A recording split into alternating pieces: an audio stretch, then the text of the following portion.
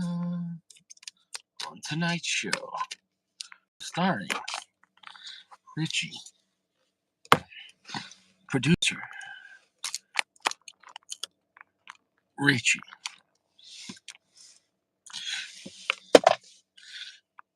co-starring PG.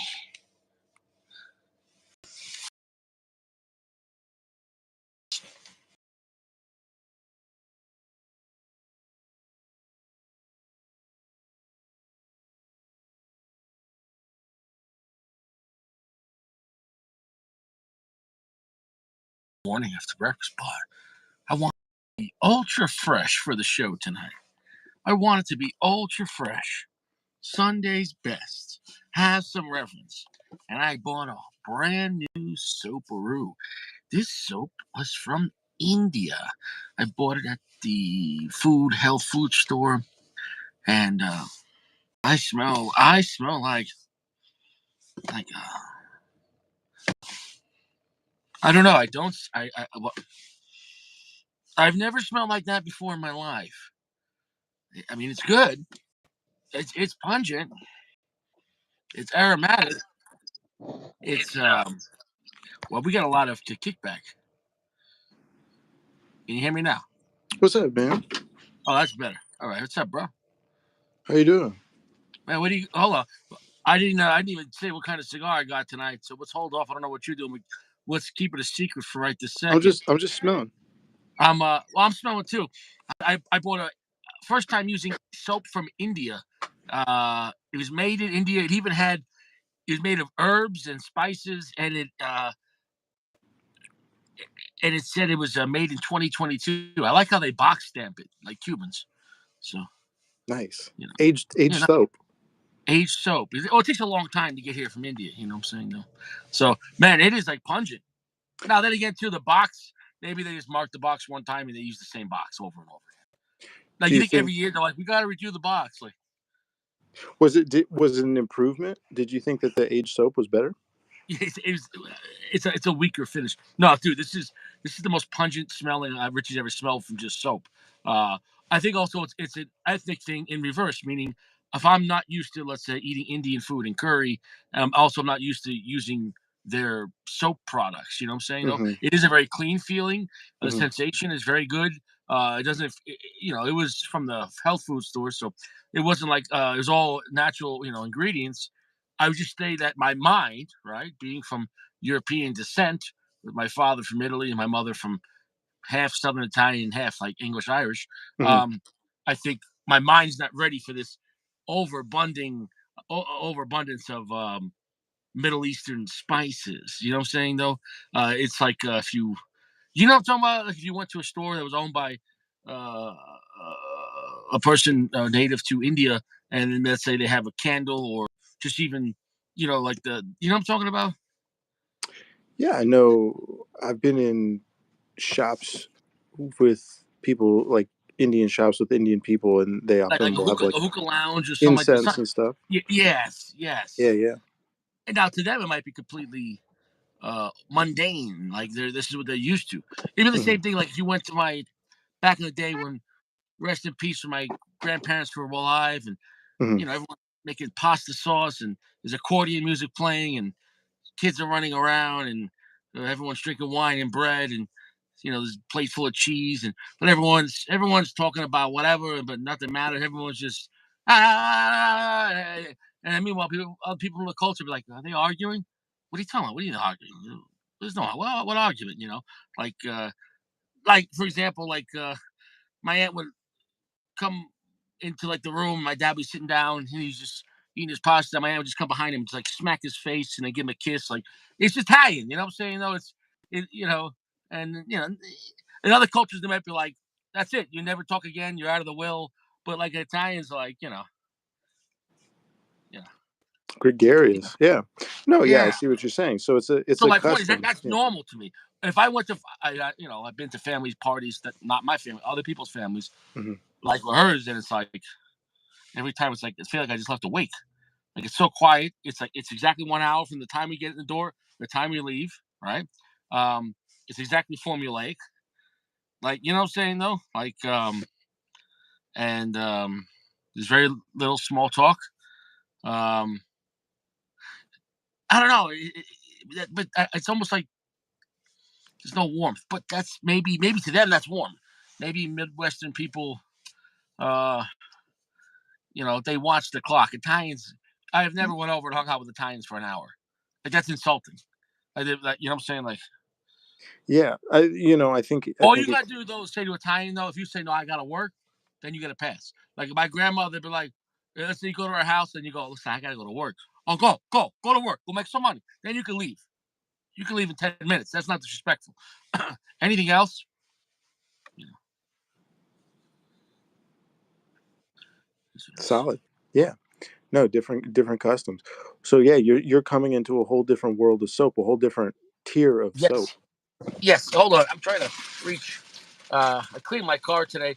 I also got a full synthetic. Sounds like a rub down. I got a full synthetic. Wait, you fucked a robot? No, Valvoline. You know what I'm saying? It's like I went to Goodyear and I Hmm. got a full synthetic oil change with tire rotation. Plus, they checked the air. All the air was good. Imagine they checked the air. They're like, "Hey, your air a little spicy, not so much earth." You're like, "Oh, thanks." Is this San Andreas air in my tire? Oh, it's Padron. It's a pure. Padrons really aren't pure. They say they Yeah, are. yeah. Yeah, we know. We know. You're like, are you gonna fix my air or not, asshole? Exactly. Patron style. Um, so yeah, AP is a Padron Mexican San Andreas denier, which is fine. He just believes corporations like Lucky Stripes. Try Lucky Stripes. Have an itchy throat? It'll help coat it. Lucky Stripes, the number one cigarette recommended by doctors, because corporations don't lie. And AP's like, there's no way. I would bet the deed to my house that no cigar company would ever lie. Like, and then you get like acid, like over there with Cooper Cuba, and they're like, it's infused, and it's like spraying like Febreze on the cigars, and and whatever the fuck. Yeah, come on, man. You know. So yeah. Now, of course, the only way to prove it would be, um, well, unless you have DNA.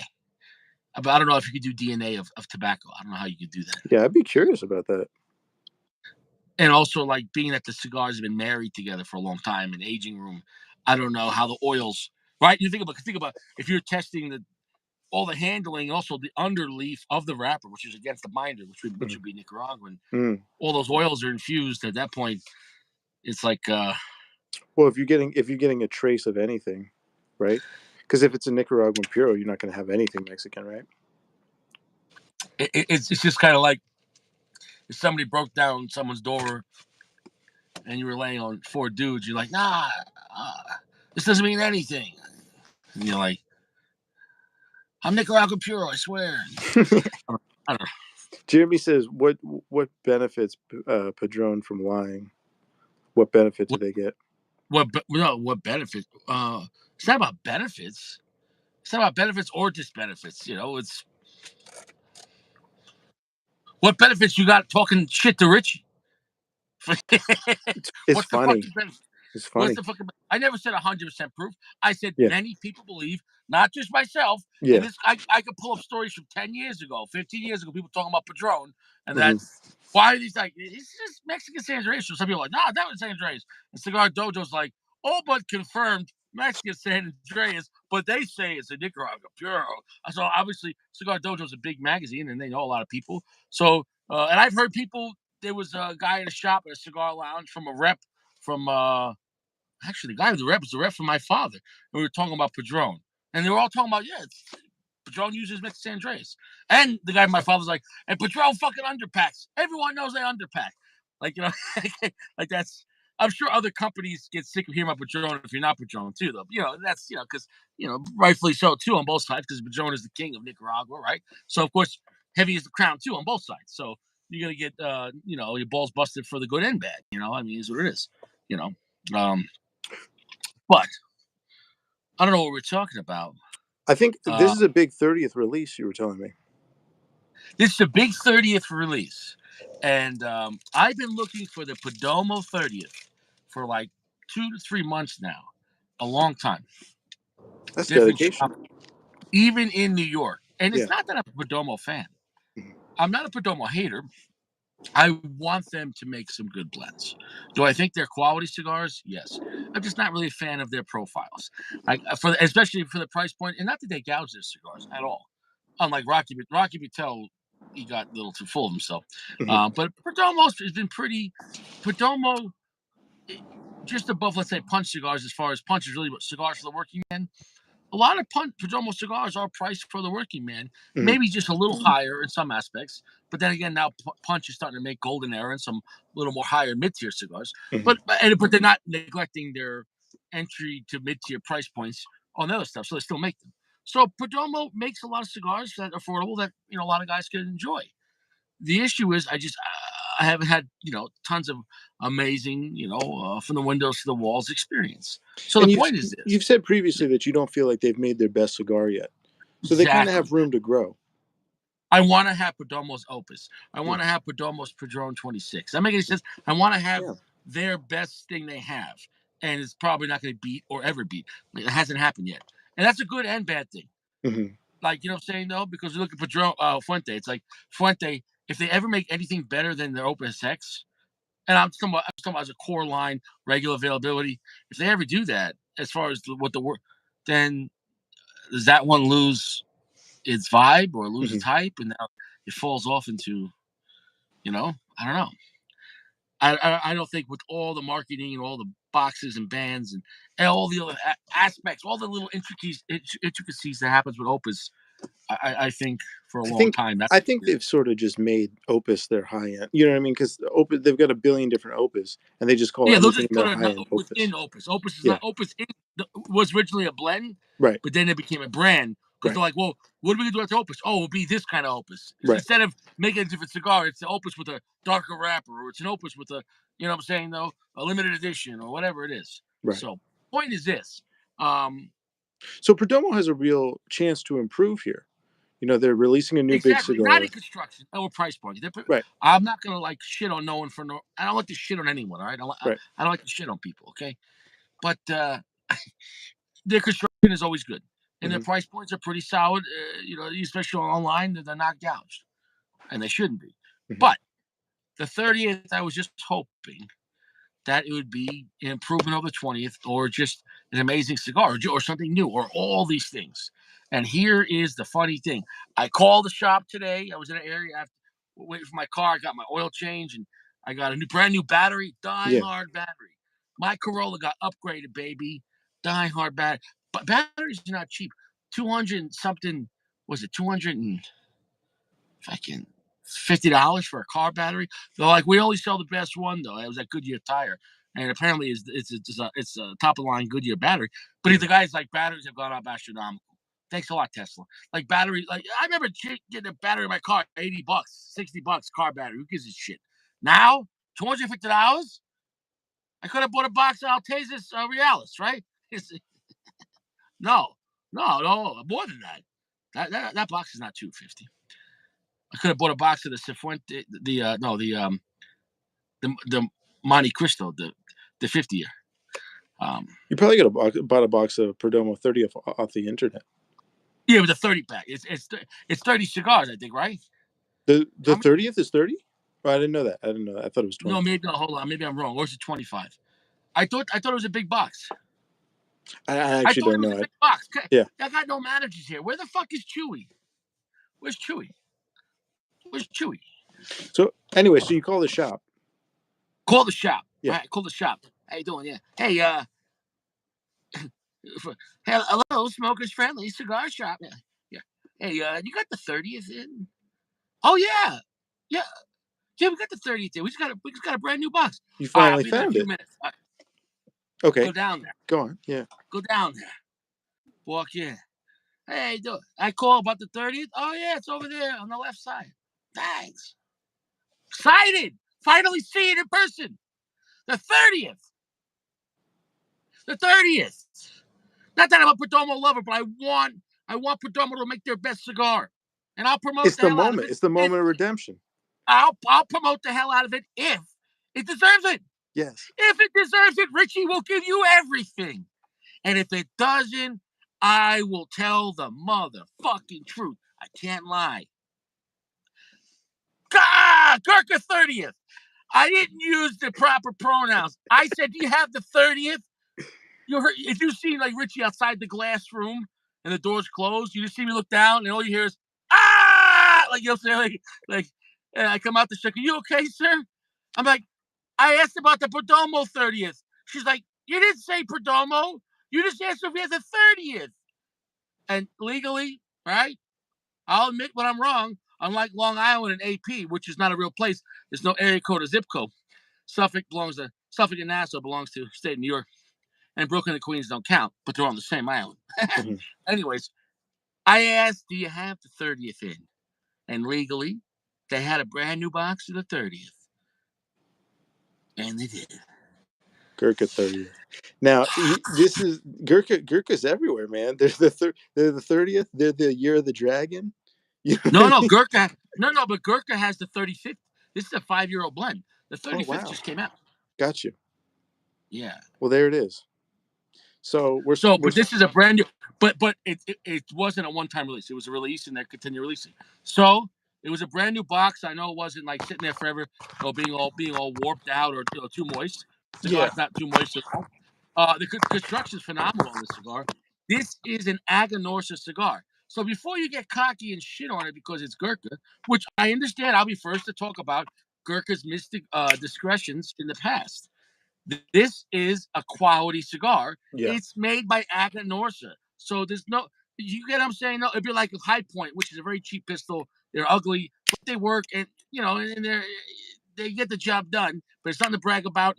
And you'd want something better, but if that's all you got, that's all you got. But if High Point went to a higher level company and they said, "Hey, could we make a higher tier cigar, a higher tier weapon? It'll still be our name, but could you produce it for us?" Then you couldn't shit on it because you said, "Oh, I never liked High Points." Well, they sure, contracted a higher tier company. If High sure, Point contracted Colt to make a 1911 that just said High Point 1911, it was made by Colt. They'd be like, "All right, well, what the fuck? It's still a Colt pistol." The point is this: this is an Aganorsa cigar, yeah, uh, and it's the Gordo. I've never tried Gordo. I think I tried the Robusto way back in the day when it first came out. Actually, before it first came out, I had this cigar.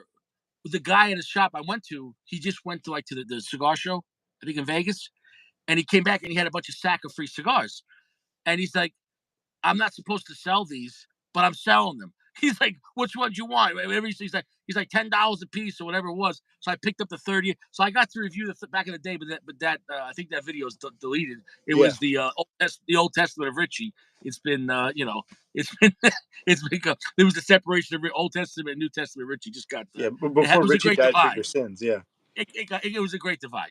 Things happen. It was BC Richie. But the point is this: I got to review it before it came out, and so I was the first person in the world to review that, which was pretty cool.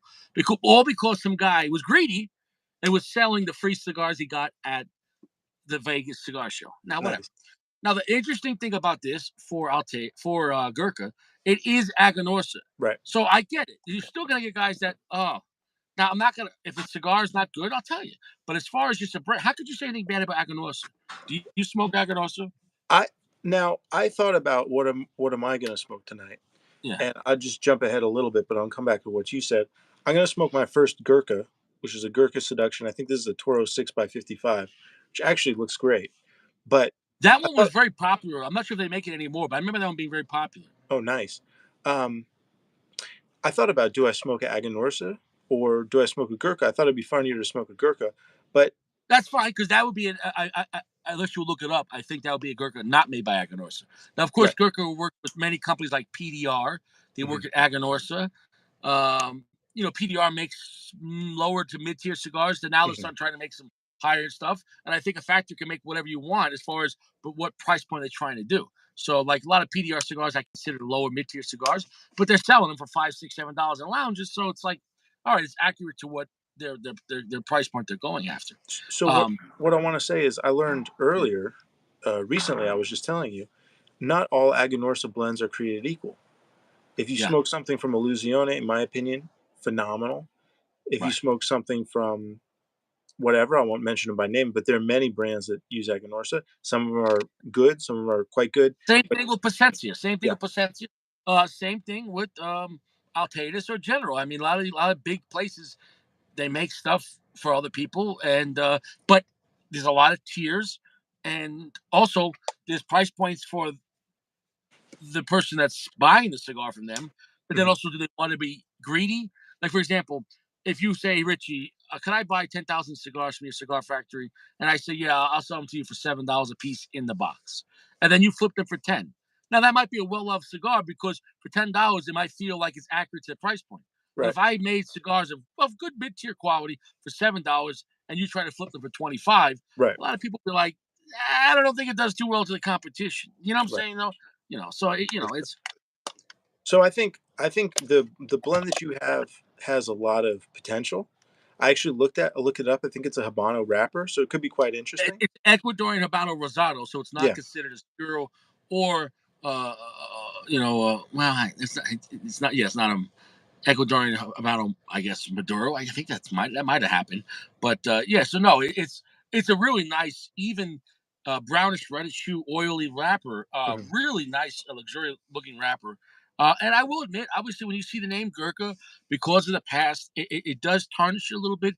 At the same time, if the brand's trying to improve and work with better people and better tobaccos, I'm all about it. So Yeah. it's kind of like the prostitute that everyone was going to kill. Not the prostitute; it was a woman that was committing adultery. Now the guy got a pass because he was in biblical times, but they pulled the woman out and they're like, "Stone her, stone this bitch. She's sucking some guy's dick and she's married. That's not her husband." So everyone was about to throw rocks, and then Jesus was like, "Hold on, hold on. Whoever's without sin, you could throw the first rock." And then each guy's like, "Shit, I bang hookers too." Every guy dropped his rock, and and then some other guy's like, "Well, I smoke Perdomo." He just hits himself with Well, the head. I think if it The comes point to is this, though. What's if that? it comes to making bad blends, I think Dion can throw the first rock, like I said. But yeah, go ahead. Exactly, exactly. Yeah, Rocky Patel is just like he's hitting himself. But he said to the woman, Rocky throws the rock, and they're like, "Whoa, whoa, whoa! What are you?" He's like, "All "No, my blends Rocky's are like, good. hey, I got a rock here, $100, 100." All my blends are good. What are you talking about?" Yeah. Yeah, what are you talking about? Uh, yeah, exactly. Jesus is like, you shouldn't bear false witness, Rocky. He's like, all right, fine, $50. He's like, all right, $8 cigar. He's like, all right, conviction could be an $8 cigar. He's like, and then he walks away, and Jesus is like, give me a Padron. Give me. He just throws out his Rocky Patel. He's It like, takes it he's like, takes give me a conviction Mexican. to sell it for 100. Yeah. Yeah, and then Judas is like, that's got a Mexican San Andreas. She's like, shut up, liar. That's what Judas was like the most devout, but then like when he brought up the whole point about the Mexican San Andreas and Padrones, everyone's like, shut up, Judas. That's where he's like, I'll get you back. He I'll flipped. get Yeah. you back. Like, Richie, but I'm gonna right, that start would be lighting. interesting to read through the Bible with just like cigar, like each disciple was a cigar company. But like like I don't know, it'd be interesting. I don't know. I'm gonna start lighting because it's like 100% Go ahead, humidity out, roll and for it. it's already starting to I just listen. The cap balloon. on this is beautiful. You can't see. I do have a shitty Bic lighter, so let me light that up so you can see the cigar maybe a little better. There you go. Look at the cap on that, man. It's Oh actually really wow, nice. Look at oh, it's really nice. that. Well, look, That's a really Aganorsa nice. Aganorsa has the capability to make phenomenal cigars. Yeah. Yeah. There you go. Okay, that's better. So the band is nice. The foot is very nice. And the wrap she has a really nice sheen to it. I got nothing bad to say about the cigar, and I think I paid $13 for the cigar. So the price point is around for a Gordo. It's around a solid to slightly upper mid tier price point. Now Aganorsa is a serious brand, but like we talked about, because it's a contract cigar, how good is this Aganorsa going to be? The box was very nice. It looked like a black like a black coffin kind of box, more square, straight up and down, Hmm. like taller than it was wider. Interesting. And it had black silk lining on the inside, like a coffin. So, which was kind of morbid, but whatever. I think that yeah, trying to be fancy. Gurkha always really plays it up with the Yeah, packaging. but at the same time, it was their 30th anniversary. But the box was really nice. If you had that box, you wouldn't throw it out because it said Gurkha. So I Mhm. get it too, though. Like it's like it's I'll be the first to call out, their indiscretions, but at the same time, it is what it is. Mhm. I'm hoping this cigar to be solid. He said, Richie, I could send you a Perdomo 30th. Well, it is what it is. Yeah, that would be fantastic. I can't find him out here. Nobody has him.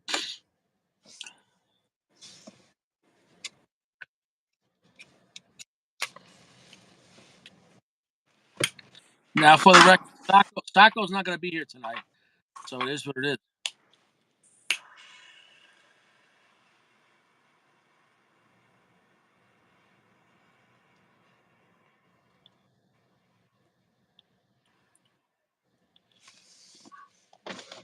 All right, aromatically smelling, it's fantastic.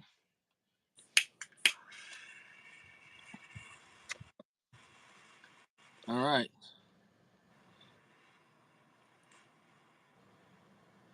I'm glad we're, smoking peasant cigars. Well, some people would say that actually. Right. And in some ways, they may be true. In some ways, they're not. Because as far as a name, I get it. As far as, yeah, a company doesn't deserve this. Once you lose your respect, it's hard to get it back. And I get that, right? Yeah. Because I get that. At the same time, if you took the band off and you see who they worked with and they're using good quality tobaccos from Aganorsa, then are we, you don't want to be a hater. Like hating on something for no reason is someone who's like it's like someone who's just a blind racist. Like if someone's like, I hate Mm. these people, and you're like, what do they ever do to you? You know what I'm saying? No, so it's. Now if you said I didn't like this particular person, you're like, why?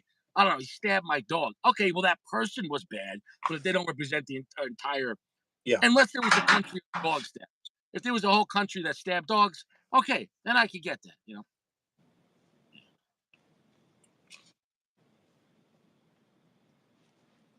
I'm glad we covered that topic. So, anyways, to blindly hate on this brand. Now the one I'm smoking is I think it's Ecuadorian Habano wrapper. I think it's a Dominican Allure binder, and then it's 100%. It's all Corojo. I think it's Colombian Corojo filler, which is really different. So I'm really looking forward to And it. And that's the thing where it comes credit to credit due. Gurkha, because they work with so many people and so many different factories, they're not limited at all. However, Yeah. that also means it could go wrong too, though. You know what I'm saying? Though you could lose. There's no identity for Gurkha cigars as far as their blends because they can do whatever they want. However, if you get past in the past, they made some sins, and I agree with that. But they've been. The Seduction was a good cigar. I remember a while ago having it. What's your initial thoughts? By the way, this was released in 2011. It was supposed to be one of those brick and mortar only Gurkhas. My initial thoughts are it's really quite good. I mean, if all their cigars are at this quality or better, I don't think they would at all get the hate that they do. I mean, this is much better than a lot of blends I've smoked. Right. I mean, it is what it is. So I'm not talking about like their shitty stuff they done on the internet, and they. It's kind of like when Gurkha did OnlyFans. Like Gurkha doesn't want to talk about it anymore. They admit like, yeah, we did OnlyFans for a couple of years. We, it was bad. We fucked around, but now I want to settle down. Do you want to talk about your cigar a little more? Or you want me to jump into mine? It's really, really nutty. A lot of sourdough, really, really clean, not at all dark, like 50%, 45%. It's almost like Connecticut lightness, and then a little bit of like grapefruit. Mm. I'll get more later, but really pronounced sourdough, really pronounced nuttiness. I think it's really good. I really like it. Anyway, go ahead. So it sounds like off the bat, it's unique. Hmm. Like which could be a good or bad thing, but because a lot of let's say companies per se are limited to who they work with, or they always work with the same situation. How many times can you flip an egg? So I'm not saying Gurkha is some amazing brand you have to try, but within the brand there are some solid cigars that they're very unique within the cigar world because they're not. Gurkha's like a good one night stand. They're not married to one company or one factory, and they talk about that. They're like, we're not a vertically integrated company. We're not like we have our own farm, and this is the only farm we work with, and we have our rollers. But they got money, So they could call up Aganorsa. Yeah, I need 1,000,000 cigars of this, and I want this. You got it? If not, I'll go to Placencia. Placencia. You get what I'm saying, though. So it's in a way they're the opposite. They're not vertically integrated, but they're financially free to work with who they want to work with, Right. and they will because if they went to my father would make a cigar for them because yeah, could we get 50,000 boxes of the new Gurkha Ghost? Like, yeah, I mean, fuck, I mean, so they do talk about that. So I gotta say, I don't, I'm not trying to tons. defend their past at all, but I will say their present situation, they have some quality cigars that don't deserve any hate. And then if you still hate on it, then it's like you're hating the son for the father. The father's dead. He committed his crime. The son's not guilty of the father. You get what I'm saying? I'm getting. I've never gotten so much sourdough off a cigar, but it's clean sourdough. No, it's not funky. It's a very clean sourdough, and it's creamy, clean sourdough with that tartness, and it's Mhm. balanced by sweetness. Is very balanced. It's really bright. I, I really like it. I mean, I would definitely put this pretty well above average. So the main thing is, it seems like it's a unique experience. It's something different, especially compared to, let's say, a lot of stuff. Let's say you normally smoke, like where even if it's a good Nicaraguan cigar, but Nicaraguan cigars they're generally good, but they're definitely not exotic, and they become very formulaic. Like a lot of earth, a lot of black pepper, and then you go shut the fuck up. You know what I'm saying though, which is fine. Like a powerful Nicaraguan cigar, but so maybe Gurkha classically is not making a lot. Let's say what the people want, or what's mainstream, but they're doing they're doing their own fucking thing. And so I'm not saying it's what I want to smoke the cigars all the time. I'm not saying that, but I think it's a good switch up that can be enjoyed. I think while it is unique, it does feel comfortable, and it doesn't feel bizarre. It doesn't feel super exotic. It's a little exotic, but it's still within that realm. It definitely tastes like a classic kind of Habano blend, but just different in some notable ways. So I'll anyway, say quite this: I wish I could have dried this out a little bit. The cigar is smoking perfect, but I think I might have a little bit of burn issues. I think the cigar is just a little bit moist. I did take it out for maybe 2 hours Mhm. outside of Spain, but being in a Gordo, out of the Colorado drying effect, it's 30% humidity in my apartment. But I think more time would have been a little better. But it's smoking great. I'll tell you what, it's pretty strong off the bat. It's a heavy medium plus B plus or a light medium full off the first like eighth of an inch, which is pretty strong. Mhm. Very spicy. And the draw, even though it's very open, it's not like loose. It's immediate combustion. I mean, watch the cherry. Yeah, wow. Mm. I mean, I'm getting massive smoke output. Now, also, I haven't smoked a Gordo in my car a long time, but it's performing well. Like Aganorsa makes good cigars. Like I, in a way, they should have put Aganorsa, like buy Aganorsa on the band. I think that would have helped out a lot. Like for example, if Gurkha, I mean, had a cigar made by AJ Fernandez, you'd want to put AJ Right, Fernandez on there. exactly. You know what I'm saying? Though, Yeah. and but I don't know, man. I feel like the damage is done, and that's that. So for me, as a reviewer, is one thing. But even if I wasn't reviewing, I still would check out Gurkha from time to time for whatever new stuff they have, depending on which company made them. You know, but the Look at seduction, I remember that. I remember it being a solid cigar, and when I was talking to my guy at the lounge a week ago, that was one of the cigars he brought up. He said he used to sell a lot of seductions, but then he said at a certain point, I'm not sure if the blend changed. I don't remember, but he said originally the seduction. How old is that cigar you have? I have no idea. I got it in a sampler pack from Atlantic Cigars, and nice thing about Atlantic Cigars is all the cigars I've ever gotten from them are kept. I think they're kept better than any other company. Maybe Hmm, second would be Fox and Neptune, and then everybody else. Um, interesting. so I don't know. I tend to have good luck with stuff from Atlantic, but sometimes they'll put really old stuff in samplers. So Yeah. it could be. I mean, the blend is 11 years old, but the cello looked fresh. So I have no idea. But look at the burn. I mean, it's the burn is perfect. It's razor sharp. The color of the wrapper is really nice. It looks good. The flavor is excellent. The draw is perfect. I don't know, man.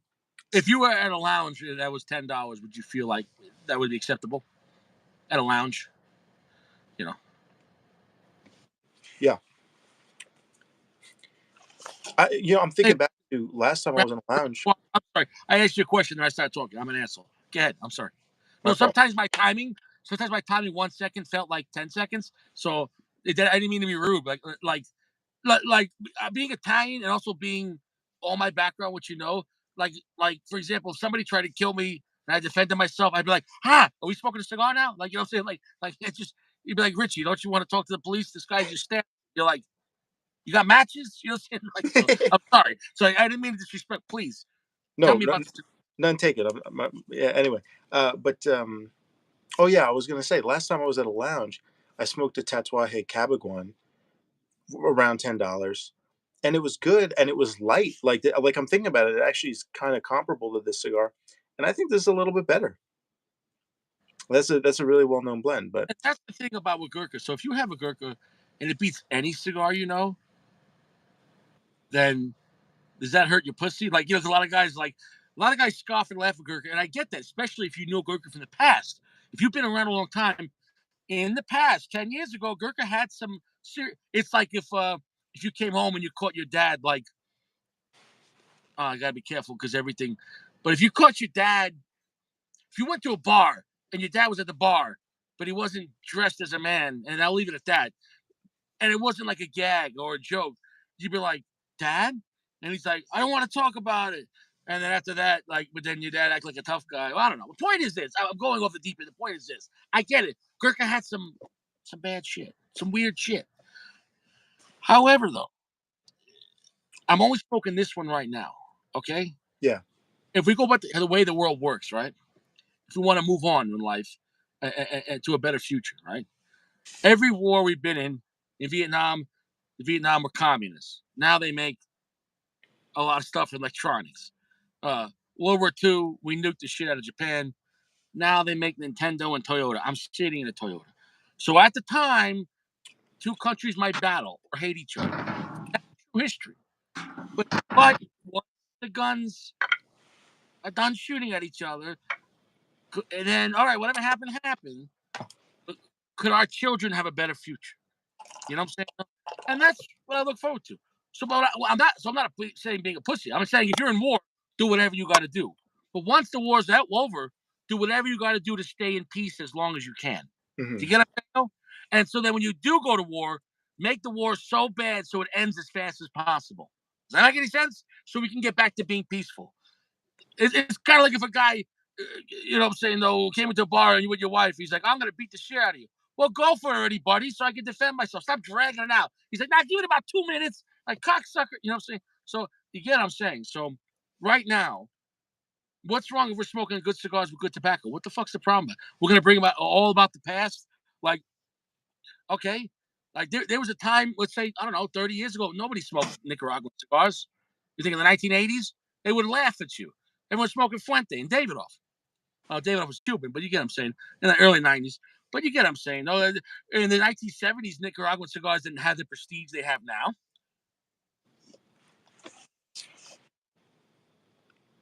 So that's what I'm saying about it. I feel like every time I smoke one of these fucking cigars, I have to defend them. Um, if I was smoking a shit Gurk, I don't lie. This is a phenomenal cigar. I'd rather have this in the Perdomo 20th. This is strong, it's sweet, it's spicy, it's buttery, it's oily, it's earthy, it's a long, heavy finish. It's probably 65% darkness to almost 70. And for Gordo, it's actually phenomenal. It's actually impressively strong for Gordo. I'm at medium full. It's not boring at all. The flavor's not watered down, and I'm in the first half inch. Now, maybe the burn might be a little funny for being Gordo and/or it's 36 degrees. I got my window open, Yeah. and/or I didn't get to dry it out a lot. Now, Yeah. I smoked a lot more expensive cigars that didn't have razor sharp burns, but it is what it is. But I wish I could have dried the cigar a little more. However, it's not mushy at all. But I wish I could have left it out for overnight. But that being said, I'm enjoying the blend. And Gurkha didn't make it. Aganorsa did. So I feel like, fuck's sake, I got to keep on talking about that. And, Do you think you they know, did a good job blending Aganorsa tobacco? it's just a phenomenal blend. I would smoke this over and over again. I'm being dead serious. It's a phenomenal cigar. This blend right here is phenomenal. If I took the band off and I sent this to AP and he didn't know what it was, I guarantee he'd love the cigar and rave about it. But now I can never do that because if I ever sent the unbanded cigar to AP, he's gonna be all fucking thinking it's that. Or if I sent him a cigar with a different band, he's either had it or he's gonna look it up and be like, "No, nah, that cigar, whatever." So Um, yeah, exactly. He said you got a backpack, a knife, a comp. In a way, Gurkha was getting you ready for the end of the world. They're like the all-new Gurkha Assassin comes with a Glock 17, a knife, a compass, a DNA kit, rubber gloves, and you're like, what the fuck? The so, Gurkha OJ Simpson comes comes with a Ford Bronco, one glove, and you're like, what? Anyways, um, that's good. I think I think Gurkha number one is in now a new generation. I think there's a lot of new smokers now, cigar smokers, and I think they have an opportunity to, uh, you know, exactly. They have opportunity to take someone who had bad credit or in a bad place. Don't you want to see them do better? And yeah, they are. I don't. Would you want to see a homeless guy stay homeless or get a job, get a haircut, and then maybe have sure, a family 5 years down the road and he's doing what I'm saying, a for sure. redemption story. So Gurkha did fuck up as far as Well, the owner a and what they couple and they sold the brand out. You know, a couple of things though. Number one, if you smoke some bad blends from a company, there's so many blends, it's not likely you're going to bother to go back to the company. I don't feel strongly to go back to Rocky. I don't feel strongly to go back to Alec Bradley. The blends didn't. I gave them enough of a chance where other companies did more in the chances that I gave them. So within the price point and lower. It's not like yeah, generally Alec Bradley's were cheap. Like you talking about a lounge to print Alec Bradley's. I've seen them $14, $15 now. And so at that price point, I'll smoke my father or LFD. You know what right, I'm saying though? right, Or Aganorsa or Placencia. right. So, but at the same time, we're here because we love cigars. We love tobacco. We love good blending. Now, does this cigar have good construction? Yeah, great draw. Does this cigar have good blending? Amazing blending. Is this good tobacco from Aganorsa? Yeah.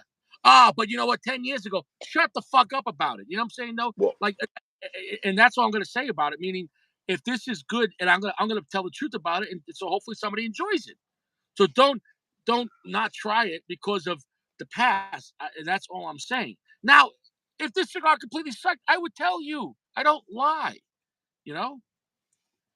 so what I'm saying is, I think they have a chance now with newer smokers who haven't smoked their blends previously and can come to it fresh. I think they've probably uh, created a bad relationship with a lot of people who smoke their older blends, and Right. you can't undo Eyes that. that's done. Yeah. It is what it is. But I'm But one of those guys. I'm young enough and old enough. You're younger than me. I'm old enough to say I've thrown out a you're five right. pack of a Gurkha. I smoked one. I threw it out. I got a 5 pack for $10 on Cigar International years ago. I remember I was in Port Jeff and it was a Churchill. And I lit it up. And I literally in the first stir, I'm like, "Fuck this cigar." It was garbage. Yeah. Okay, but okay, that was what do you expect back then? 7 8 years ago, a 5 pack cigars for $10 in Churchill, and you're thinking it's gonna be some magical cigar. $2 Churchills, $2 Right. asshole. It is what it is. So and yeah, DL says they have a if they stick with the good sourcing, they have a and new bands, they have a chance to make a comeback. I agree.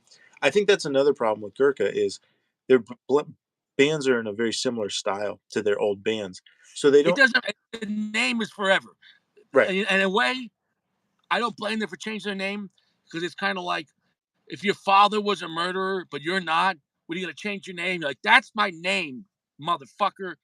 I am a free man. If your Right. father was a mass murderer and he paid his dues, he went to prison, he went to electric chair, but you're a free man. You had no part of that, okay? And now you're gonna have family and children and produce good crop, right? Well, Mhm. then okay, there was a blip. Okay, there was a blip in Gurkha that was very bad, but and the vice president who I interviewed talked about it, but he's like, I want to talk about brick and mortar stuff because I came here to help improve, and he did, and he did. But even then, he's not arrogant. Know what he said? His favorite cigar was Padron 64 Maduro. I think we're the small one. They were Busto. He said the size, with the number, whatever. Yeah. So I mean, Here's what it is. He's got good taste. So I think that because they stick with their same branding, uh, I think that does limit them, and I think that that's something they could potentially improve on. But I I think that agree. in terms of what we're smoking right now, um, this is also reminding me a little bit of a Connecticut. You smoked the Aganorsa the other day. You said it's like a Connecticut, but it's like pushing like a Habano a little bit. This is almost the Which opposite. You smoked the new Cuba. that was fucking phenomenal. So this It's, is kind of the opposite of that, where it's a Habano, but it's almost pushing Connecticut, which is really nice. I really like it. it's actually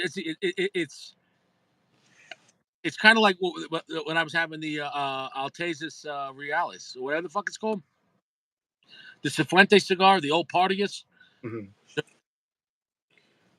Dude, that was a mind blowing experience.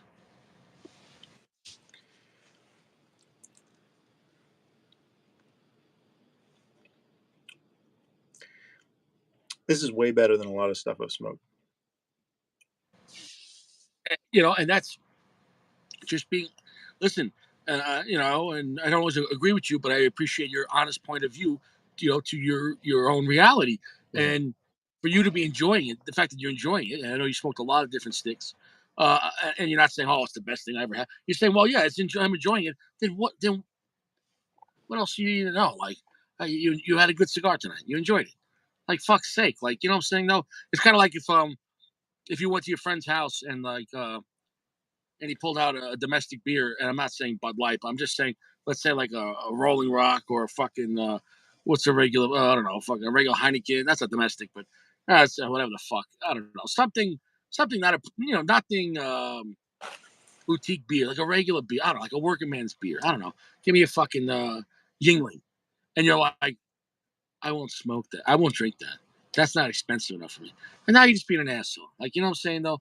Like, here's what it is. If that guy enjoys a Yingling beer, at the same time, he's not like, listen, this is better than fucking some high end Japanese beer Yeah, made by monks, whatever the fuck. But it is what it is. I think it just comes down to respect. There was a time where Gurkha didn't respect its customers, right. and customers didn't respect themselves because if you're getting Gurkhas for 50 cents a piece, I mean, come on, you know what I'm saying? Everyone was lying to each other. You were lying, they were lying, and everyone was buying. You know, at the same time, with any cigar, the price doesn't decide the flavor, and the flavor doesn't decide the price. Somewhere in between is the truth. I can't stress it enough. Yeah, I think if they made this cigar in a Corona or in a something 48, maybe even a 46, honestly, like a 6 by 46 could be pretty nice. I think it's a little bit big for me at a 6 by 55, but the overall blend is It's like a really really by good. 55. It's This 55. this 55. It's a big cigar, man. It's I big. I can't. thought it was a Gordo. The angle because the camera's low and like you're sitting back, so your hands look really big, but your face looks really small because the way the camera, you know what I'm saying, that the dimensions are off right now. So wow, that is a big cigar, 55.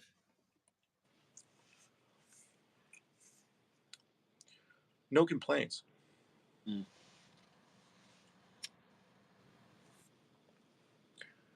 I am touching up one side of the wrapper. I really wish I could have what do you call Dry let it box dry sit. out just a little. Yeah. Yeah, not even dry box, just let it breathe, even for like Mhm. the whole day, 8 hours. So that's not on the cigar. That's on me, dude. I can't say nothing bad at Aganorsa. At this point, I could say, except for top tier, Aganorsa is like right there with Placencia. Like it's growing. Like you know what I'm saying? Though I remember like when Placencia, not that they first came out, they were making cigars for other people, but when they came out with their own stuff, Placencia and it was like, and then the Almaforte came out. I was like, what the fuck is this brand? And like, oh, Placencia's making cigars for years for other people, but now they're making it for themselves. And then 10 years later, Aganorsa's like, we should do the same thing. And Aganorsa's like, here you go, motherfucker. What was it called? The one Sacco likes, A Supreme Supreme Leaf, Leaf. the Rare Leaf. Yeah. They should come out one called the Queef Leaf. They age it in underwear. I forget. You missed the joke. I said Queef Leaf. I forget it. No comment. Bad timing. I thought Queef Leaf was funny. I forget it. I don't think the maybe punch. I think punch would release that. Yeah, Punch can make a cigar called like domestic violence. Like, but on the back of the band, it tells you in the state you're in the minimum sentences. So it's like, don't do this. That's great. Yeah, they should have that. They should have like punch your spouse or like punch your wife. You mean it's called your wife? You know what I mean? And then it shows that it has all the sentencing information on the inside of the band, or like Or punch a do cop. the actual act, like I don't know, the Macanudo murder, and then on the back it's like Texas and Florida still has the death penalty. You're like, oh shit, you know? I like the punch pun, man. Check this out, dude. Punch a cop. Yeah, that would not go over well. No, it You wouldn't know, go well. like you And it's get like, pulled. I mean, the sentencing is like whatever it is, but like if you even make it to the sentencing, right? They're not going to take kindly to that. What does he say? Anthony P says, "I'm honest about every cigar I smoke. Nice smear campaign." Oh, now I'm smearing. Now I'm smearing AP. Who said I smeared AP? Fucking, I'm smearing you, AP. You come here to talk shit to Richie? He's a good shit talker, man. You got the heater on. You got the heater on. Is your pussy hurt? You know? Punch a kid, punch a baby.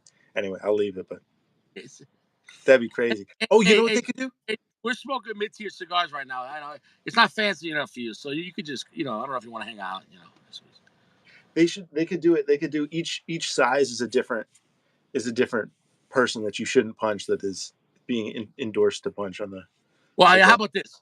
Like the size, no, the blend is the crime, but the size is the tier. So you could have murder one, murder two, first degree, second degree, third degree.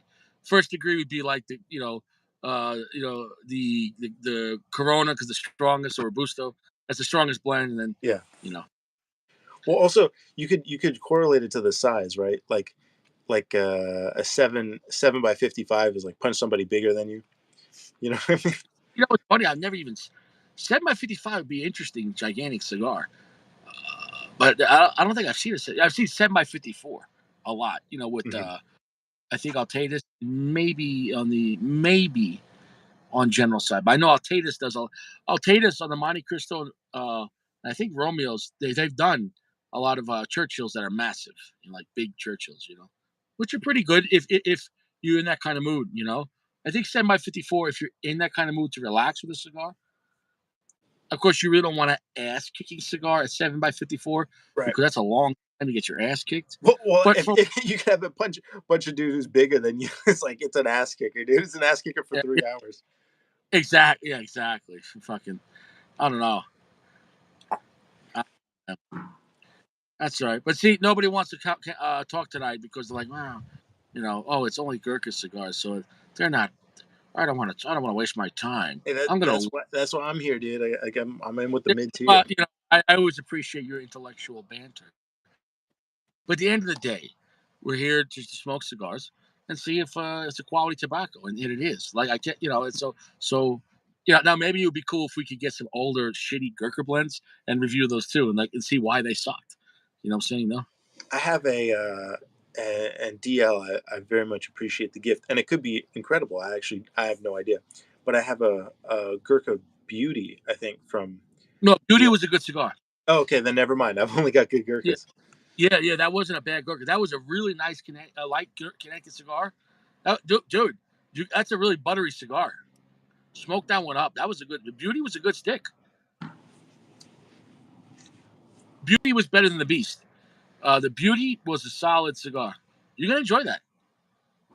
Uh, See, if that's the it's thing with Gurkha. I feel like the shitty ones or the internet only ones should be Yeah, marked. It's to say Gurkha internet only, right. or like the good ones should say Gurkha once again made by Aganorsa or made by whatever.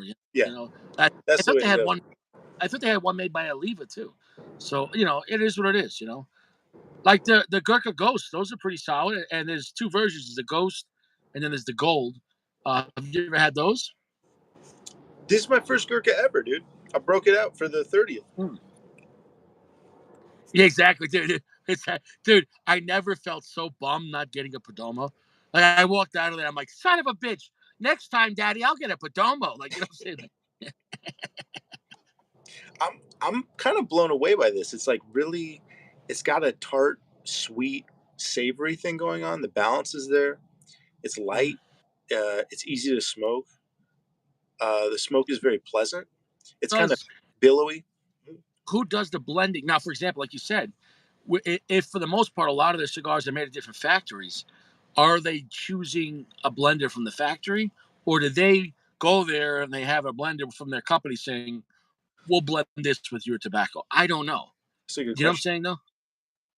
Or I'm sure maybe both. Maybe they both work together because the company could say, "I want this," and the tobacco company's like, "Well, this is what we can do. What we have at this price point."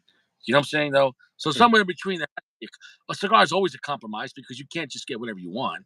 If you're just like, well, you know, I only want to use, first priming Lajero for everything. You're like, all right, people are gonna die. They're like, no, CAO, don't do that. Yeah, somebody at CAO back then was like sniffing cocaine off a hooker's ass. He's like, what's a great idea?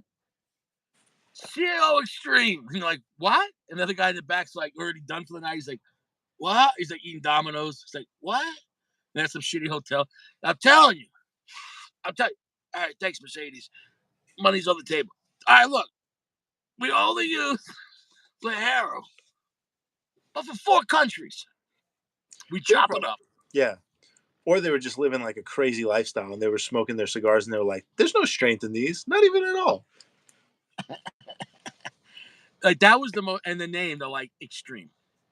Like that was, it made sense, but also like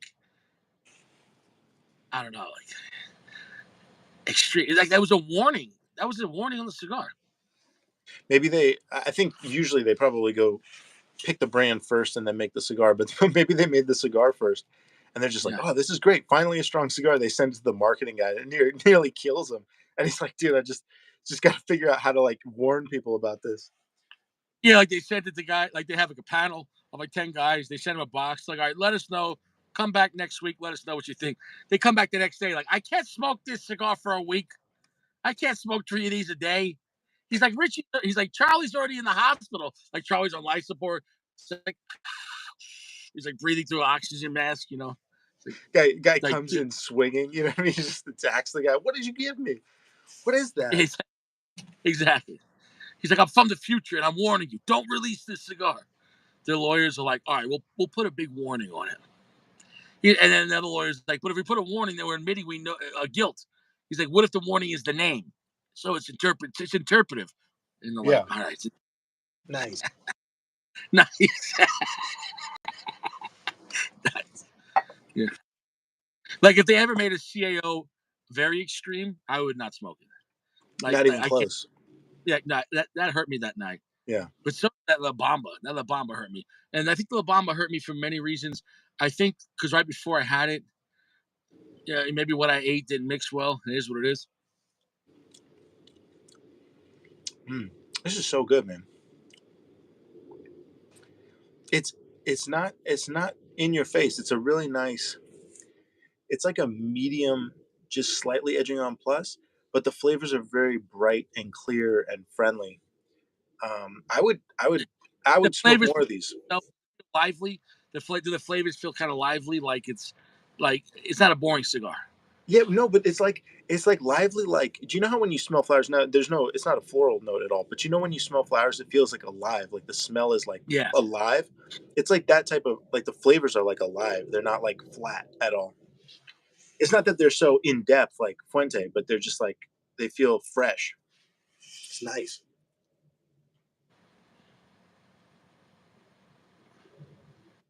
All right. So AP's all offended at Richie now. I think I don't know. Whatever. What do you want, AP? Long Island, Padron, Mexican San Andreas. I don't think You AP's offended. hug. What do you want from Richie? I think So you likes to fuck with Richie, and I fuck with him back. I need to What's that? see AP say he's offended to believe he's offended. I think he rolls with the punches. No, it's exactly what he deserves. He likes fucking with Richie, so I fuck with him back, and I think he enjoys that. Like he's a mentally tough guy from Brooklyn because you got to be tough to live Right. in New York City, and in Brooklyn especially. and so that's fine, and I respect that. So, but at the same time, Richie doesn't take shit from anyone. Only from my father, though, I would take shit, and because for many reasons, I have utmost respect, and my father's bailed me out of trouble more than I can count. So, like, I owe him. You know what I'm saying, though? You know, and also like old school Italian fathers.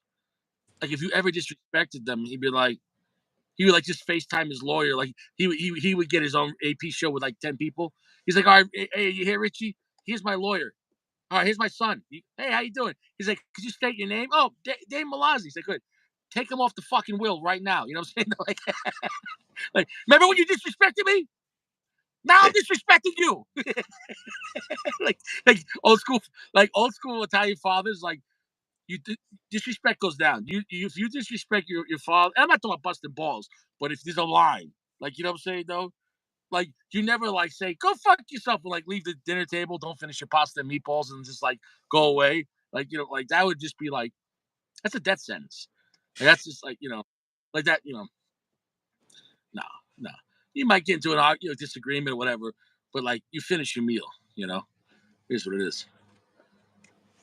Have you ever gone to a like for example, we never talked about your family, but what's the dynamics if you and your father just have an amicable conversation, or if you disagree about something, how do you resolve it?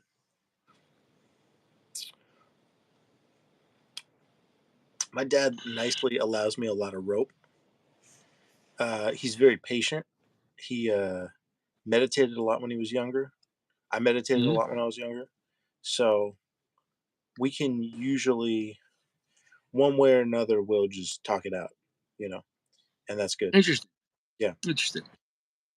So you guys both still enjoy each other's company as adults. Like you could talk to your father. Oh You don't yeah. smoke cigars. Do you smoke cigars with your father? Or no. No, he's super. He's like a super health food type of guy. You know what I mean? Like he doesn't drink. He doesn't smoke at all. Mm. Nothing like that. He looks younger than me. He's like in perfect shape. Interesting. Interesting. Yeah, but You no, s- no, I love you hanging out with. quality soaps. Yeah, no, he's totally about quality soaps. But yeah, no, no, I have a great time hanging out with him, and yeah, it's all good. He really I think he worked hard to make sure everything would always stay cool. You know what I mean? That's Frankly, he's nicer to me than I am to me, if that makes sense. Like sometimes I'll really beat myself up about something, and he'll be like, "Don't beat yourself up so much." You know what I mean? So he's like really, he honestly he almost has like a lot of grace, if that makes sense. sounds like a good dad. He's the best. How long Yeah, is your finish? How long's the finish in that cigar? not that long, but so the full finish, there's a finish that's kind of like around a medium. One sec, let me turn off. I think this is um there's a finish on this that's about a medium, and that lasts like a couple seconds. It's really short. But then there's kind of a light finish, which has a little nice, like it's almost like lemon water, and that lasts. That's like a medium light finish. So So finish has like a transition. That's interesting. It sounds like the cigar is having some good complexity to it, and overall, it's unique, and overall, it's engaging, mhm. and you're not bored. You're not bored with it. You know what I'm saying? I Though. also think it's really usable. I mean, Yeah. like we smoked the La Polina Rosado the other day, the red label, which I really Yeah. liked, and I would smoke again, but it wasn't that usable. I would go to these, 3 or 4 times more than I would go to that cigar. Hmm. Even though I find it to be in a similar level of quality. That's an interesting fact to a cigar where one cigar could be the same or better, but use reusability. That's a whole nother thing. It's kind of like a certain movie that you might really like or really enjoy. AP, we're talking about movies now. I know he doesn't like movies, but other movies might be more usable. Like Goodfellas is a very reusable film, but a film like Saving Private Ryan, which is a very serious and dark and Right. historical film of World War II, Mhm. it covers a lot of subject matter. You're not gonna be like, oh, I gotta watch that every month or every week. Like it's kind of depressing. Yeah. Uh, obviously, it's you get what I'm saying, though. It's heroic what guys went through and everything, but that might be a little too much. We're Goodfellas. You're like, oh yeah, this is the part where he shoots the guy in the foot because he didn't get him a drink. You're like, Yeah, yeah. like Goodfellas. Goodfellas is dark, but it's funny. Like Right. Yeah. he's like fuck you, Spider. Like it's just, but My favorite movie is The Birdcage, and it's really funny, and it's I've never seen that one. That's the one with Robin Williams and that other guy. and Nathan Lane, yeah. But it looked like a good quality film as far as acting. But it was humorous. It's hilarious. I think it's the best movie ever made. That's my 2 cents on it. I put it up there with Matrix. I think those are like the 2 best movies for me, for my money. But That's an interesting spread of movies. But The Matrix is a phenomenal movie. But yeah, I'd have to take a look at it and see. I just love a movie when it has great principle, like production, like where everything, the music, the directing, the acting, the costumes, or or the wardrobes, where sure, everything's on point. The cars, the sure. music, like timing of the usage, and that's where Martin Scorsese is amazing. The timing of using it's one thing you can have a popular song or timing or historically accurate, or the opposite. Sometimes you might have a scene, for example, if they had a movie but it had a flashback, or the movie had like scenes from the 50s, 60s, and 80s, because a lot of his movies have timelines. Same thing with with like Goodfellas, they start off like in the 50s and 60s, and then it ends up, I think, in the maybe in the late 70s or 80s at the end. The point is though, but so if you have a scene in his 1950s Cadillac and you put in a DMX song, it might not work too well. Or you know what I'm saying? No, because you're like, wait, that song wasn't out when that car was new, and this is, you know what I'm saying? So sometimes music could help a scene or work against it. But sometimes maybe you want it to work against it, and then it somehow doesn't. I just realized what this reminds me of. It almost reminds me of, and this is gonna sound crazy, and it's not as good as these other cigars, but it almost reminds me of somewhere between a Zeno Platinum and a My Father on the light side, but it's exotic. Interesting. And Interesting. again, at 6 by 55, I can't think of any cigar I'd want to smoke a lot at 6 by 55, right? Oh, except the Yeah, you Buenaventura, don't actually. smoke That's big. a really, You don't generally like big fat cigars. I don't really, yeah, I don't even, I prefer 48 and down. I don't even like 50. So this is really out of my range like that. But it's not quite as, it's not as refined or as delicious as the Zeno. It's not as Yeah, classic or rustic or deep in flavor as the My Father. but Um, some but it has little elements of everything, and it's its own thing. And it, like I said, it's very and I think refreshing. the price on those might be $10, $11 at a lounge if they were new. So I mean, it's not like it's commanding a major price like Zeno. You know, like Zenos at a lounge are now. I mean, dude, some of the Zenos when I was in New York, 35 to 50, $60. I mean, the Zeno prices have went up a lot. Everything has, but This doesn't feel nearly as high end as the Xeno, oh, obviously, or and the it couldn't be. right. But but yeah, really, really nice. And I think if it was in a size that I find approachable, like a classic Corona, like 5.5 by 42, I'd be all over it.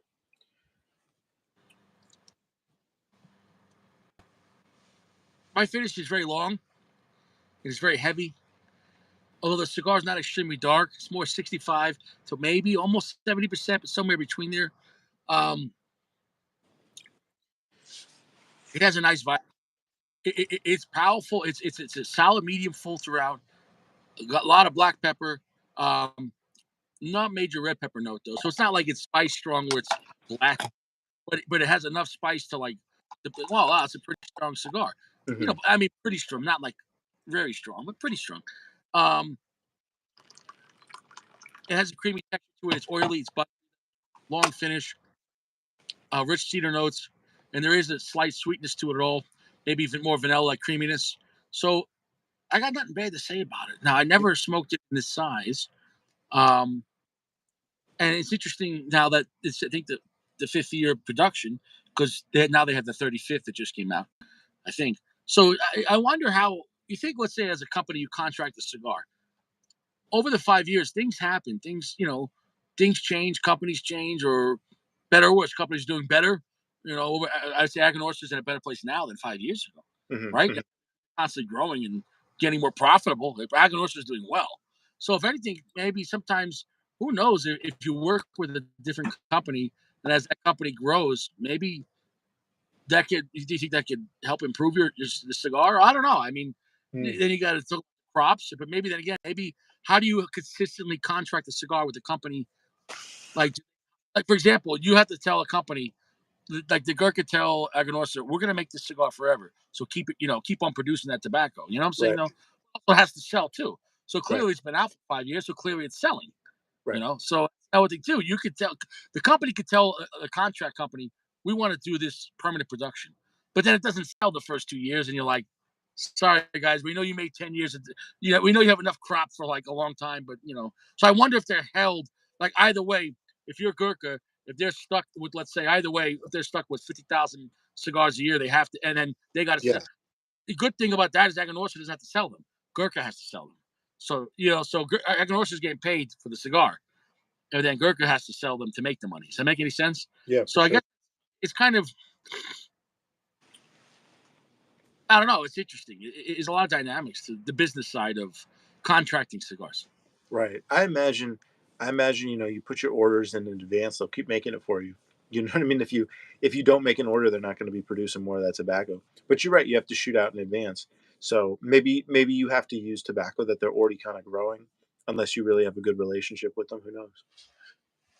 Yeah, but at the same time, with a large company that has a lot of presence in shops, um, not just saying Gurkha, but other companies in general, maybe they know that idea. If they put these in their shops, no matter what, overall they eventually will sell. So now how fast they sell that you can never predict. Meaning, and also in one area, let's say Colorado, maybe one cigar is really popular, and then, for example, like my guy, he says he sells way more Padron Naturals than Maduros, but in New York, the Maduros sell more than the natural Hmm. in the shop I went to. So it's, it's interesting take on that. Where you know, I couldn't believe when he said that. He's like, yeah, we sell way more Padron 26 natural than the Maduro. And I was just like, I was blown away, you know. But that was that one shop, though. Are you getting any leather, any earth, any cherry off that? This is it's not that earthy of a cigar. Interesting. It's very smooth, even though it is pretty strong. And I'm gonna drop the ash, and I'll be up front. I think I touched up the wrapper twice with just a little lighter. It was only on one spot. I Yeah. really wish I could have I could have dried this a little bit before I smoked it. Yeah. Even smoking fine, the draw is phenomenal. But I think any cigar, when you buy it from a lounge, if you could give it a day outside the cellophane, that's my. Now, if I would have had it in my humidor for like a few weeks, it's much drier than you know. When you buy a cigar at a shop, it's always generally going to be more wet than where you want it. You know what I'm saying though? I'm not seeing any of the comments. I just see Caleb's one that says body count. Mm. No, nobody's here tonight. It's okay. Listen, and that's the thing. Some nights the comments are popping, some nights it's lurking. That's all Um, good. and I don't let it affect me. I know AP's mad about saying I smeared him. I don't know. Did I smear you? They probably, you know what happened is they thought it was the Perdomo 30th and they didn't want to hear about it, so they moved on. They didn't realize it was Gherkin Yeah, night, yeah. dude. It's the Gurkha 30th. I could care even less. They're like, oh, I'm out of here. Saying though, I'm gonna drop the ash on this, even though I could keep it going.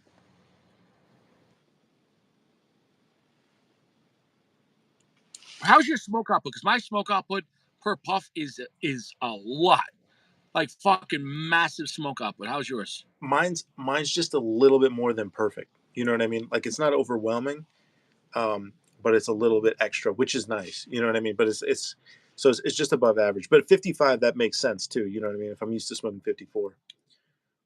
Now, what about the draw? Like, is it as soon as I kiss this, the draw is like the smoke's already there. So I had no resistance on this. I'm really impressed with the construction. Or when as soon as you puff on yours, is it like instantaneous or now that there's factors to that too, the kind of fillers you're using and everything else. You could have both have two cigars with same construction, but one blend might just draw better. How's the draw on yours? It doesn't feel laser like. It's not immediate, but it is very lush. Like it fills in nicely. It's a really nice draw. I mean, this is how I prefer to have a draw. So I think it's really nice. Nice. I'm Like surprised you're not. I don't have to pucker on this cigar at all. Like it's not like I'm drawing on it and I'm like I'm pulling on it, like Right, give right, me some more, like no, give me too much if anything.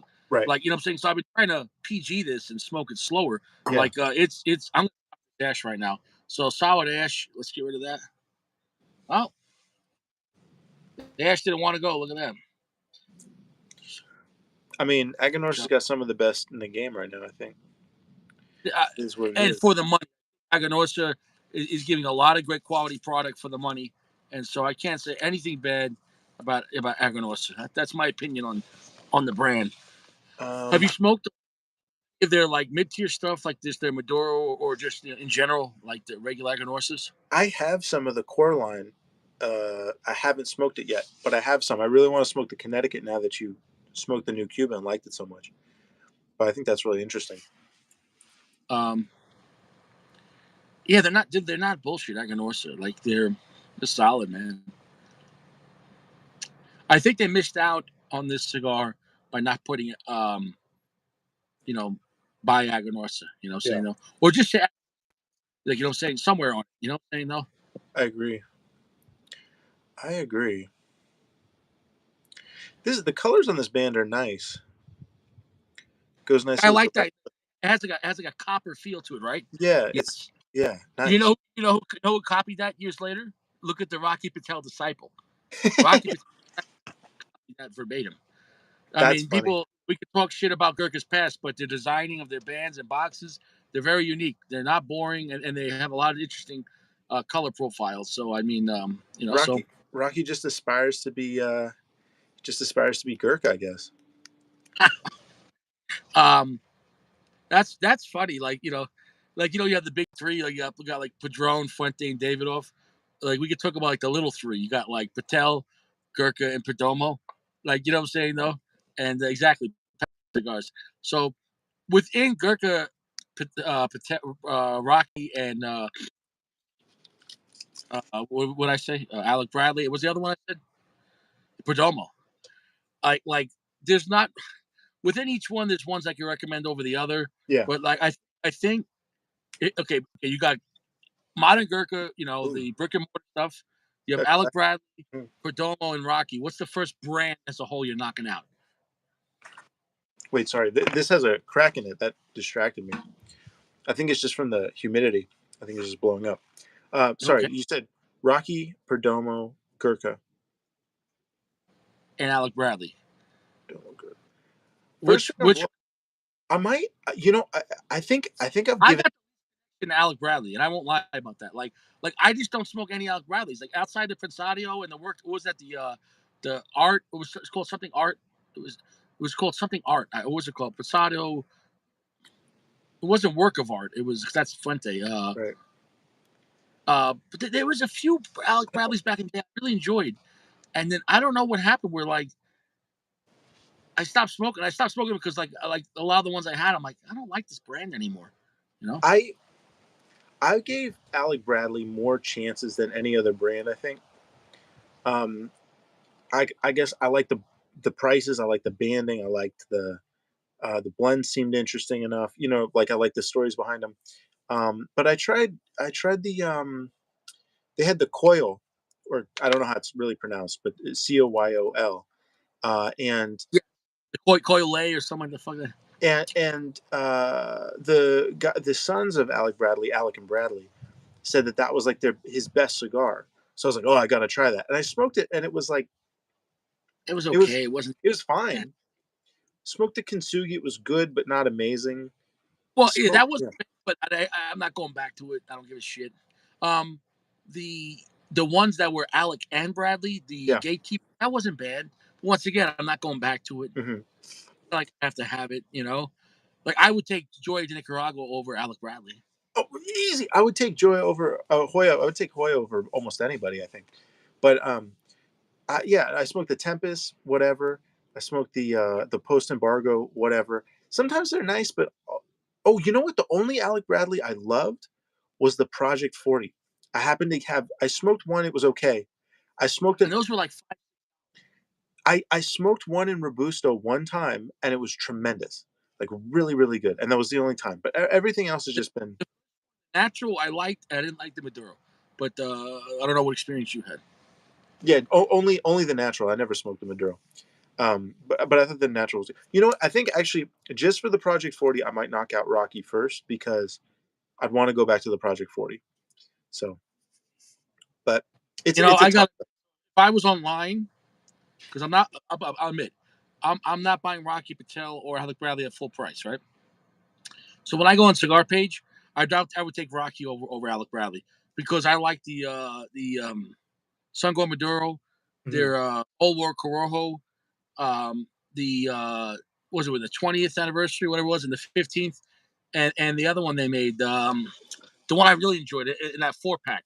So for $4, $5 a piece, four cigars for a 5 pack or for $20 on a Cigar Page, they weren't bad, and some were actually pretty enjoyable.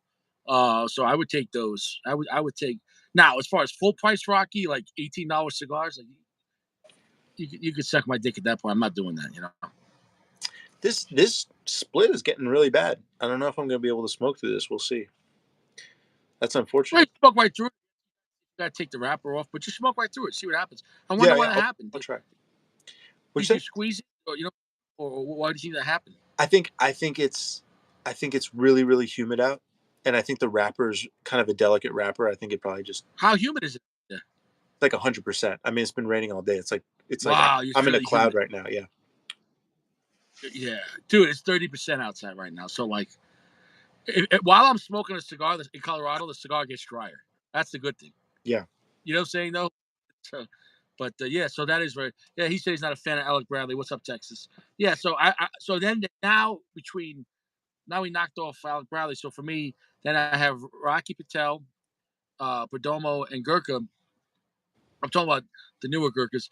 I think I would take Gurkha over Perdomo overall because I like the cellar reserves, Yeah, and, and Marquesa was solid. Did you ever have the Marquesa? I've only ever. This is my first Perdomo, dude. Oh, your first Gurkha. I'm sorry, I keep on asking you First, questions. first I already Gurkha, know the answer. first Gurkha. So the Marquesa you would really like. The Marquesa is not too off from that cigar as far as the strength level, Hmm. and it's a really pleasant like beach cigar, like really nice, really nice. It's a really nice happy cigar. Um, what was interesting about that, it came in Parejo. It came in round and box press in the same box, 10 of each, so you could kind of have a dualistic experience That's in interesting. in the same size. Yeah, and I thought that was unique. Like imagine if you got a box of Padrones and you got like 5 round and 5 box press. That'd be fucking. I'd love to smoke a Padron 26. Not box press. That'd be cool. Obviously, to see what the fuck happens. It's just not. It's never gonna happen, but it is Yeah, what it is. I almost prefer Can you everything get in black. Ghost Silver? I haven't heard of the Ghost Silver. I've had the Ghost and the Ghost Gold. Is the Silver a new model? I haven't. Let me tell you, their number one seller, I believe they said, was the Ghost. The Ghost sells a lot. I mean, they sell a lot of Gurkha Ghost, a lot. And that's how it's cigar. The original Gurkha Ghost, I thought that was like a dark Brazilian wrapper. I could be wrong on that, but yeah, I know the 90th is round, absolutely, Jeremy. But I'm talking about the regular 26 or 64. Be interesting to see in different, um, you know, in just round. But definitely, yeah, I know the 90th is round. Thank you. Do you have? I've noticed that the Padrones come in, down to like 42 ring, all the way up to like 60. You know what I mean? Or like 56, 55. You know what I mean? Do you have any opinion on big Padrones versus small Padrones in terms of ring gauge? I like the smaller ones better. I like the smaller ones better. I prefer the smaller Padrones better. That's my opinion, though, because I've had Padron 26s and 64s, Maduros. Once you go really big, it loses the punch to it. It loses the Yeah, kick. It's still not a weak cigar, but they become much more less spicy and much more about the milk chocolate in the Maduro, which is still nice. But I prefer the Padrones in the smaller ring gauge, yeah. absolutely. But that's Nice. just my preference. No, Like I I'll got tell it. you what, what Padron I smoke the most is the 64 Maduro Principe. Have you ever had that? That looks good though. That's Can the five and a I, half by Jeremy, 46, what right? Jeremy, you're a Padron guy too. What is the Padron and DL? Maybe what's the Principe size? I I think think the it's Principe is like, five and a half by 46. is, I think. is it? I didn't think it was even 5.5. Oh, sorry, four and a half. Four and a half by How big is 56. a Padron No, Principe? sorry. I said the wrong number. Four and a half by 46. I swapped my five with a four. Four and a half by 46. I think. I'm pretty sure. I don't know the size, but all I know is it was slightly longer than the smallest 26, but it was skinnier. I think. Um, Oh, interesting. Maybe I'm I wrong. dude, the Principe size, dude. I used to rock out with that cigar. I used to rock out. I used to at the lounge I used to go to. I used to buy two. I used to buy the Principe Maduro, the small skinny one, and I'd buy a small little Davidoff, and I'd smoke the Davidoff first, Nice, and nice. then I go to the and That's a good just time. fucking oh dude, it was dude. My That's palate awesome. was yeah, a high end, white label Davidoff small, like a Corona, and then go to a fucking Principe, Maduro 64. Yeah, that was a great combo. What's up, Sacco, Sako? yeah, he said, yeah, 4.5. It wasn't 5.5. You were right. You're That's right what I and said. wrong. 4.5. Yeah. So yeah, um, yeah, Osaka, we're smoking the Aganorsa Gurkha Trienta, which is the Gurkha 30th. I'm having a great time. I'm saying this cigar's gonna get a 4.5. A solid rating. It's enjoyable. It's reusable. I'm not gonna jump on my pants and say box worthy on this one, but very, very usable. Um, Anyone could like this. It's not a boring cigar. It's not too strong for newbies, but it's strong enough. And this is in Gordo. This is in 6x6. It's Aganorsa. So if you like Aganorsa tobacco, I could give this a solid recommendation at a 4.5. I'd say definitely 5 pack worthy. What are you gonna say with yours? So, Sako, I'm smoking the Gurkha Seduction, which is my first Gurkha, and I like it. Um, I think I will probably go for a 7. I think I could nudge it to like a 7.25 or 7. Yeah, Nah, because you, probably. you you do 0 through 10. Just for Yeah, the record, I do 0 through 5. yeah, yeah, So yeah. Right. Sorry. So I would say 7 out of 10, which to me is very good. I think it's a very good cigar. I think that I think it could be bordering on a great cigar in a different size. Actually, I if think it it's. was skinny, I actually really quite like the blend. I'm surprised because I think it's a little exotic. You know, like it has the Colombian, which is a little bit like the CAO Colombia, a little bit of that clean creaminess like the Zeno, except the tobacco feels like not nearly as expensive.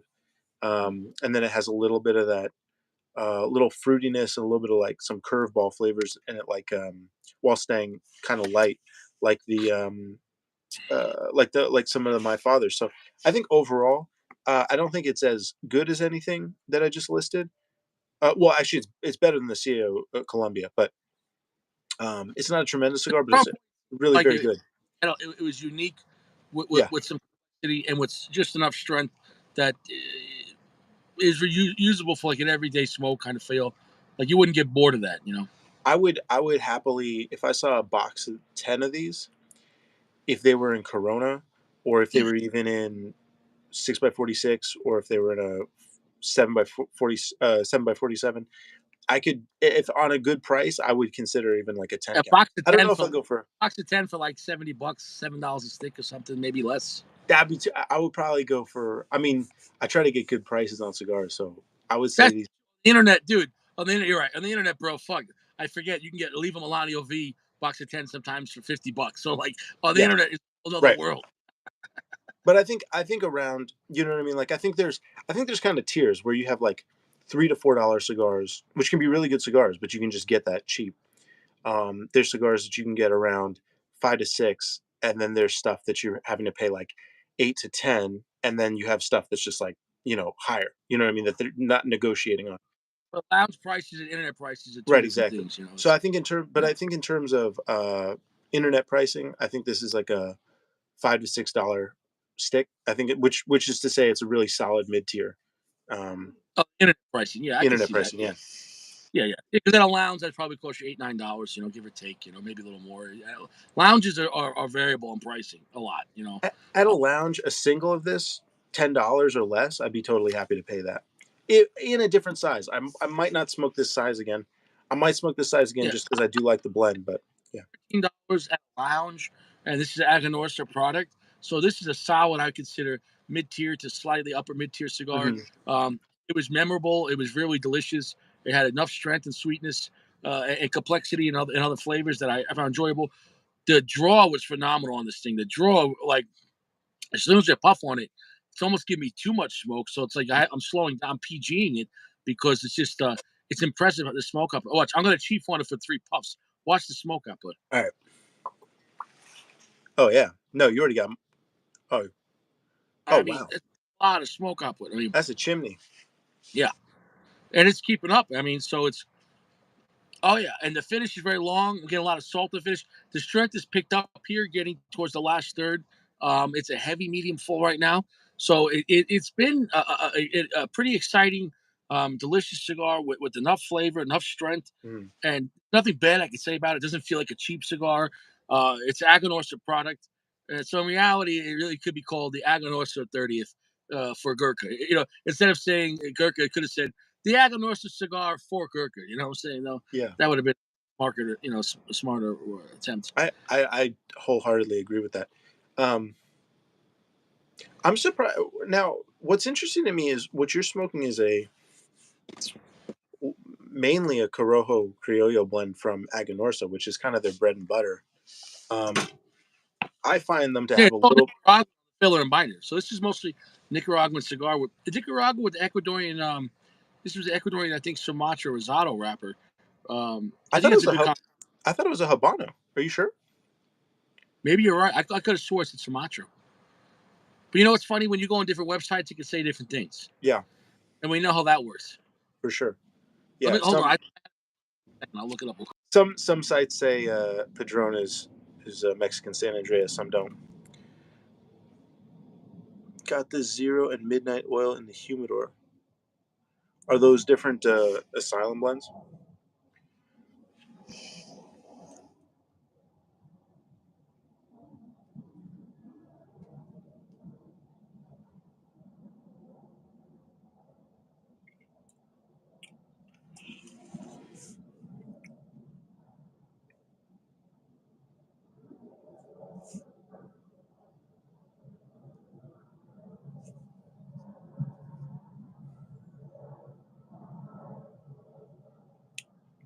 As far as this cigar goes, I think it's a good. It's just for the audience, not for Richie, but I think it's a good mid tier. I think it definitely tastes in that mid tier range. I'm not tasting it going, oh wow, this is better tobacco than mid tier. How do they get this tobacco in mid tier?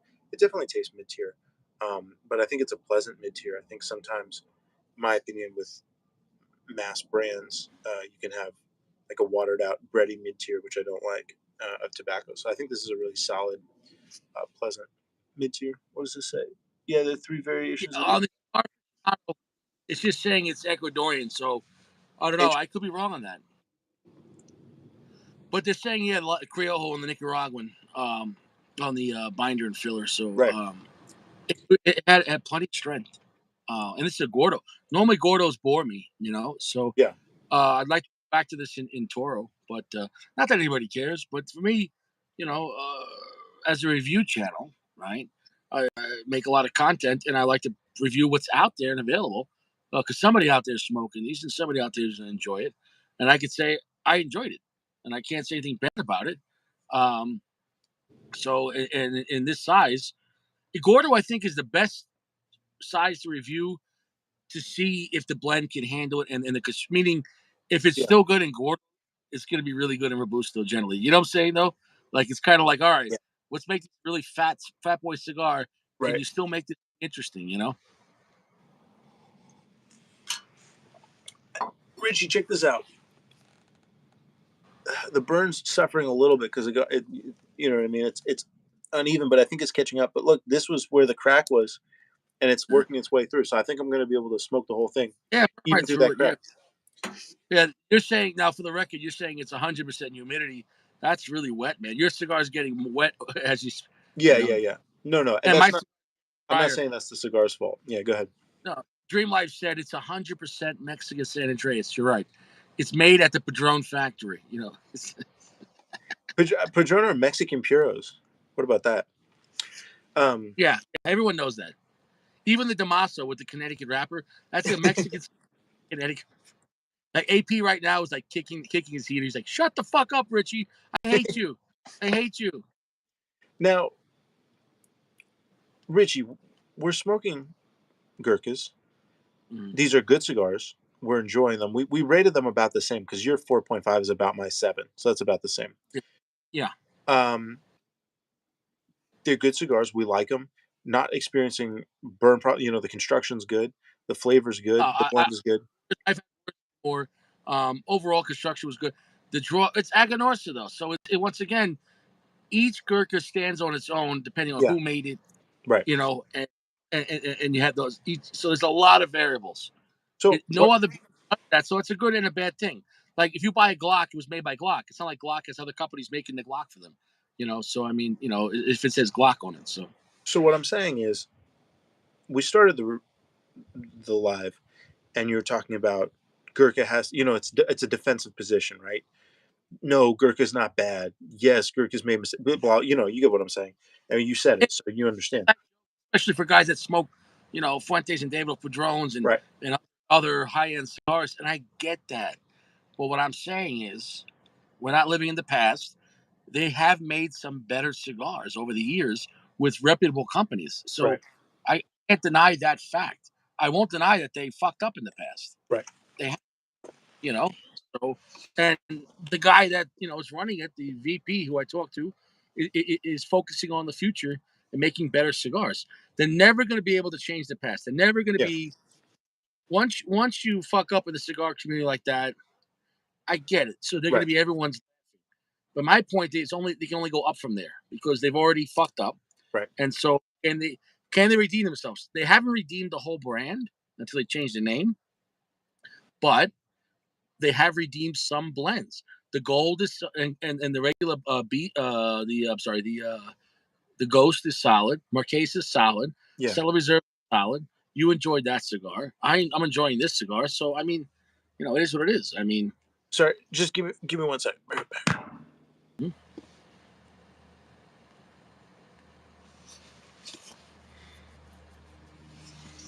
yeah, my jaw's been great on this thing. I'm getting down to the fucking nub. It's buttery, oily, black pepper, salty on the finish, creamy, vanilla, which is really nice, and a lot of black pepper spice here in the last third.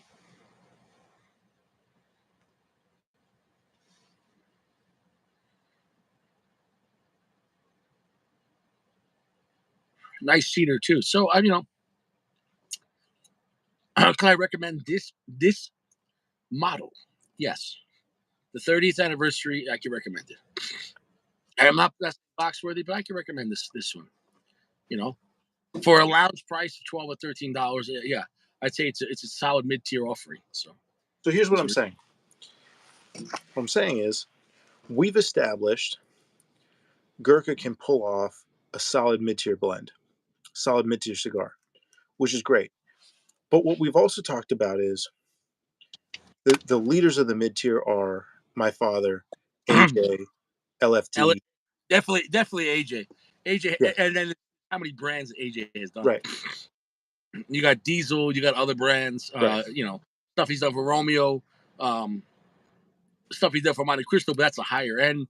But those coming in at $15 or something. But But yeah, I mean, I've smoked AJ's, and I've said to myself, how is this so inexpensive?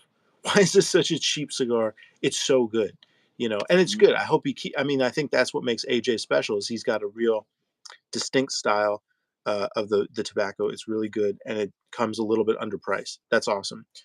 well, I think with AJ, Mhm. in general, I think the price points on certain cigars, especially comes to mid tier, it's selective. Meaning, if one company decides to sell at a lounge for 8 9 bucks, Right. another sells their mid tier for 13. It doesn't mean the company's using $5 more expensive tobacco. It Hmm. just comes to marketing, and if people will buy it. But AJ, especially where he was, he was coming in just trying to clean up. He was getting all the working men, and all the working men were buying AJ. And now with the El Popo and other cigars, he's made Right. some higher end cigars. So you can't shit on everyone here that tried the El Popo. They loved it, man. The El Popo is great. So So what I'm saying is, I really like AJ. I really like my father. I really like LFD. mm, And Aganorsa, that's another winner in the mid tier.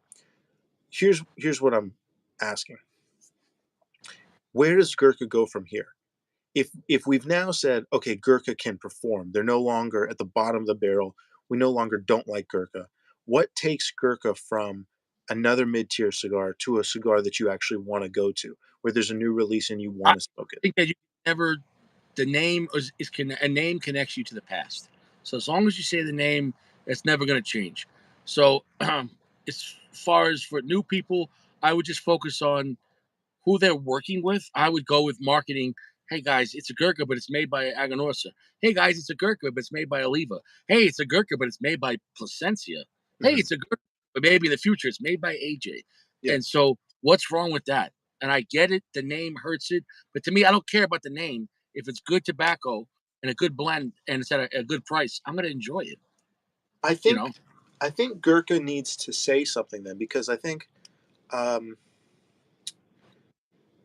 like, one thing you can hate Rocky or you can love Rocky, but I think you most people would have to agree that Rocky has a signature style. You could smoke a cigar and you say, "Is this a Rocky?" Right? And it's not just the tobacco. He's got a blending style. And I think that Mhm. if Gurkha is going to spread itself out and say, "Oh, here's Gurkha by AJ, here's Gurkha by Aganorsa," which is a great idea. I think they also need to have something that says, "Well, why isn't it just an Aganorsa by Aganorsa? Why isn't it just an AJ by AJ?" Right? That's the question. That's my opinion. Yeah, I don't know. I guess what time will tell, man. I mean, AJ hasn't fucked up at all as far as what he does with the customers. I Right. think Gurkha got too greedy in the past, and then they're like, "Oh, 97% off Right. these 800 cigars for $10," and you're like, and then eventually people figure it out. So I don't know. I think the past is, it's like if a guy opens a business and he employs 200 people, but you still bring up, but yeah, remember 10 years ago you were a felon and you sold drugs? He's like, yeah, but now I sell this. Yeah, but you're still a felon. Yeah. Yeah, but that was past. Yeah, but you can't own a gun anymore. Yeah, I understand that, but I have my rights restored because now I'm an outstanding citizen. Yeah, but you're still a fucking felon. So I think when it comes to something's good, if it's people never forget that. Like it's always good, right? So Yeah. once something goes bad, people don't want to believe it could be good again. And I get that. And I get that. It's also I think it's a stigma where guys are afraid to smoke a Gurkha in front of other guys that because they're like, oh, that's a joke that company. And they in the past there was, Mhm. but in the present they made some great cigars. So it is what it is. I'm done defending it or trying to talk about it. If it's good tobacco, I'm going to enjoy it. I'm And not saying we need to because I think what I'm trying to say is we're smoking two different Gurkha blends from two different mm, times from two different manufacturers, and they're mm. scoring 4.5 or a 7. That's right down the middle. That's a solid cigar. That's a purchasable. That's something that could be returned to. It's It not was enjoyable. necessarily right. And both blends didn't feel like boring or like they're unique enough because they work with different people. They could they could have a widespread range. Right. So what I'm saying is, I mean, we don't need to solve this for them. That's their question. But what is because that's the other thing. I don't even know what Gurkha means. Is it supposed to mean luxury? You see what I mean? Like, what is I, their I think to me the name I would redo the name, yeah, but it is it's a big company with a lot of money, and I think the future is only going to get better. I've seen like their 5 packs or 6 packs they sell yeah, out at like of like the Cellar Reserves or the newer stuff or the Revenant wasn't bad. So there's what it is. yeah. The problem is though they already have established a brand. I mean, it would also be too bad to uh, let go of all of free marketing that they have of already being a brand that's a well known name. Look KB at Tree. He's bringing up a cigar aficionado. KB says AJ makes a Southern draw. Yeah, and I had one of those and it was excellent. Um, But and also, he that's what makes I'm talking. also AJ's biggest claim. I think he makes foundation. Foundation is some great stuff. Mhm. DL says Vitolas from this line are offered in both sun grown, natural, or San Andreas Maduro wrapper. Padron 26 holds the record with Cigar Aficionado for weighing in at the number 2 cigar of the year 3. Yeah, where's that come from, DL? Sounds like cigar aficionado. It is what it is. you know, there's a lot of smoke around that speculation. And if you Google that, this is like Reddit conversations. A lot of conversations are like, is Padron 26 and 64 Maduro? Is those Mexican San Andreas? And and it is what it is. I think this is going out because I think it's just so wet here. I'm gonna try to relight it one time though. Now that would be if that legally came out, where it was Yeah, provable using Mexican Andreas, and they were lying to the people as puros. Um, wouldn't that be would that fraud? that hurt Padron, or would nobody give a shit? Well, I think they'd be taken to court, right? Or no? I What don't. court would what court would you take him to? Uh, Cigar court? you could have a. You could have perhaps. I mean, look, I'm not a lawyer. But maybe you could have a class action or something, Dude, saying, there were guys that tried to go to court over fake Cubans, and nothing happened. Nobody gave a shit. In uh, fact, the guy got in trouble for Switzerland because in Switzerland, the cigar company said whether it's fake Cuban or not, you're hurting our reputation. oh, And so he got a settlement, but he got what's called a cease and desist. He had to shut the fuck up, because yeah, the rep Casa del Vano sold him Cuban, a whole box. I mean, the box was like $7,000, and he proved it was fake, and then he got in trouble. yeah, but no. But if he's getting a cease and desist off a settlement, that's the agreement of the settlement. Would be my interpretation of that, without knowing any more information. So it sounds like he won that case. You're breaking up there. I didn't hear what you said. Oh, I said it sounds like they brought it to a settlement. So in a way, he won that case. He did, but I thought he was going to write like a book about it or something. But I think he had to. I think he had to stop. I think. Well, it's possible he was threatening to write a book to create value that they would need to pay him for. Yeah. Well, Switzerland is different as far as defamation cases. Oh, As far interesting. Okay, with business and everything. You don't have the same freedom of speech like here in America. America, you gotcha. could lie in freedom of speech, and that's still your right to be like, yeah, fuck PG because whatever you can say whatever, and then like that's your right. So it is what it is. Well, if you say because and it's false, I think you can get in trouble for that. Um, yeah, but if you said fuck PG because he's a micro puffing motherfucker and he smokes his cigars too small, is that illegal? Am I slandering you? I think that is a Now, if subjective I made a, if measure. I made a musical, PG the musical, and the song is called "I Smoke Cigars Slow," you know what I'm saying though, and I like, think yeah, no, maybe. that would be parody, and you'd be fine. Oh, DL says he doesn't believe it. He's just posting what people say. Yeah, exactly. Yeah, I heard Padron is made by Altadas. Yeah, I don't know. I, it's a weird world we live in because there's so much information that's wrong. So Mhm. having to litigate all that also wouldn't even make sense. At some point, there will have to be some sort of new standard, but I don't know what that would be.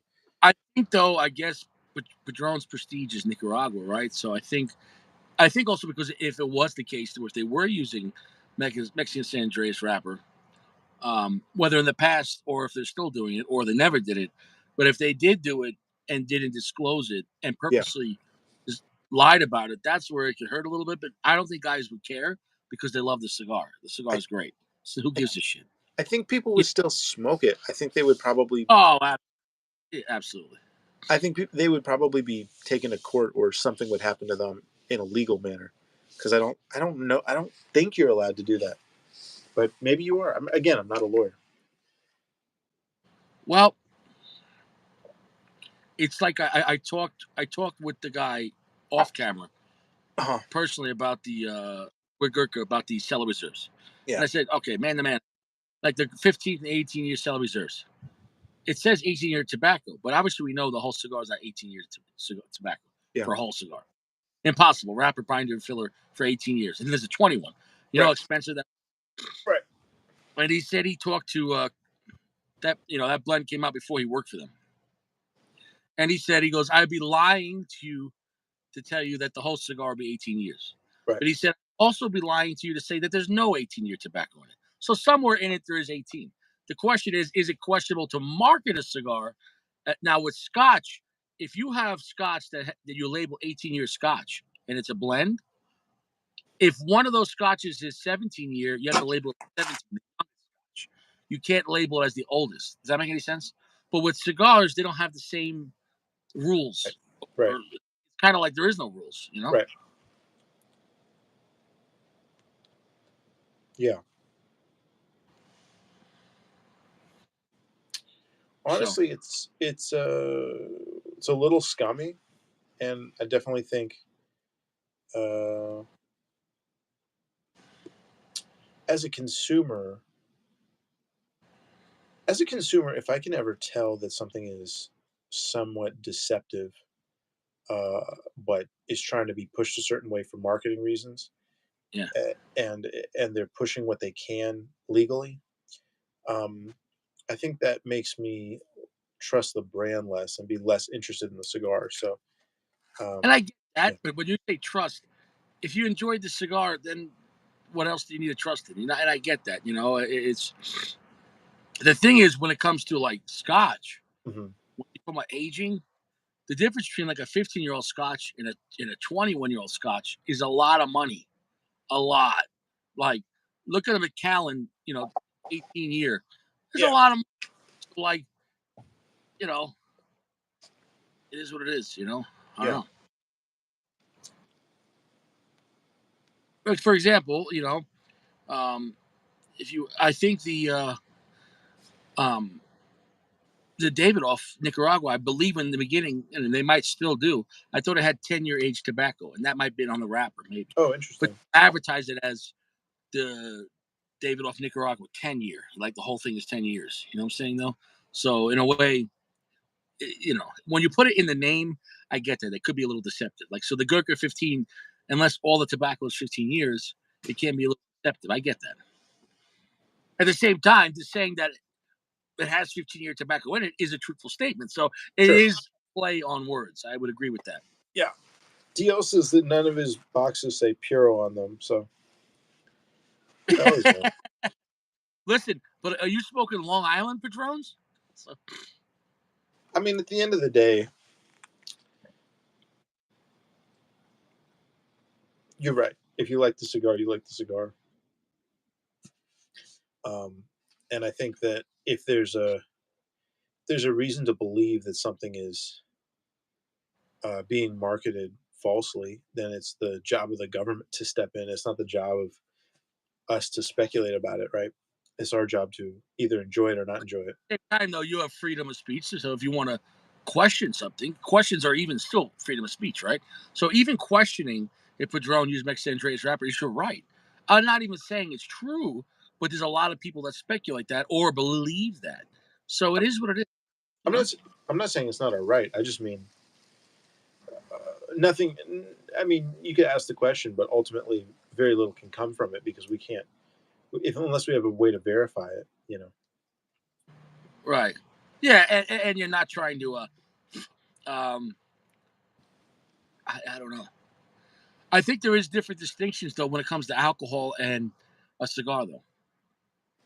Yeah. Uh, there is though because I don't know when you buy, for example, if you bought a bottle of wine and you're a wine collector and it said this is a 1988 French wine, from this certain region, and in the year's 2024, Right. you're expecting like a really old wine, and maybe it's more expensive because you can't get it no more, right? And that was a Right. good year.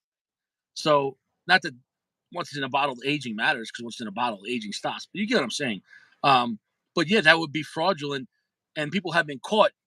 With wine, there's professional people that fake expensive blends for years. You know what I'm saying though, and that you could get in trouble for because Sure. you might buy a case for 20 grand. And then you bought 6 bottles or 10 bottles that it's made 2 years ago, so you might feel like an idiot. I mean, but I don't know what legal cause you have though. Uh, Again, if a product is sold to you, if it's misadvertised, I believe that's fraudulent. So, uh, how you pursue that, I'm not sure, and to what extent you could be able to prove that and recuperate your money. I'm not sure, but I believe that's against the law. So I believe you have recourse. I I mean, think it's different with wine or and tobacco than art, because alcohol and tobacco you use it. When you use it, you destroy it. Art, if you buy it, you keep it forever, right? So if it was a fake piece of art you bought and you thought you bought a Monet, for whatever $5 million, yeah. and it was a fake, that could be a crime. That could be. But if you smoke one out of a box, you say this isn't right, and then you're able to verify it. Or if you smoke or you drink one bottle of wine out of a case, you would still have Yeah, the evidence. I don't. In court, I don't think nobody gives a fuck. You know. No, I think no, people care about money and people care about if something is fraudulent. So if you create false advertising and you sell it, uh, it's like look, okay, everything. The idea is that things have value and that you're paying for value. Uh, you're exchanging value, right? Like current, But like based on a truth or a lie.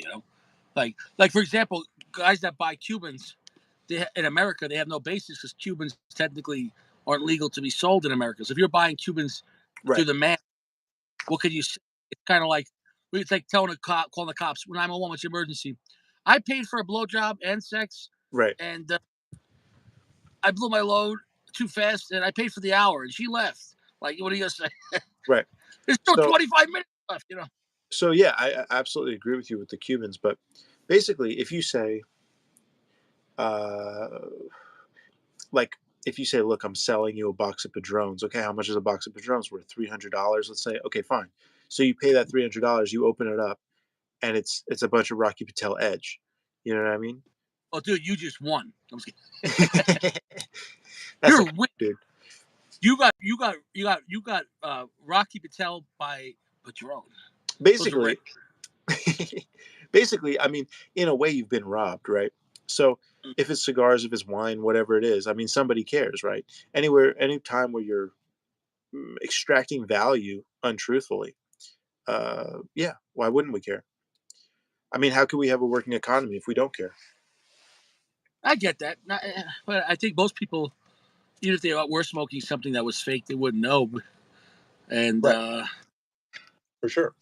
if not, fake Cubans wouldn't be $1 billion business.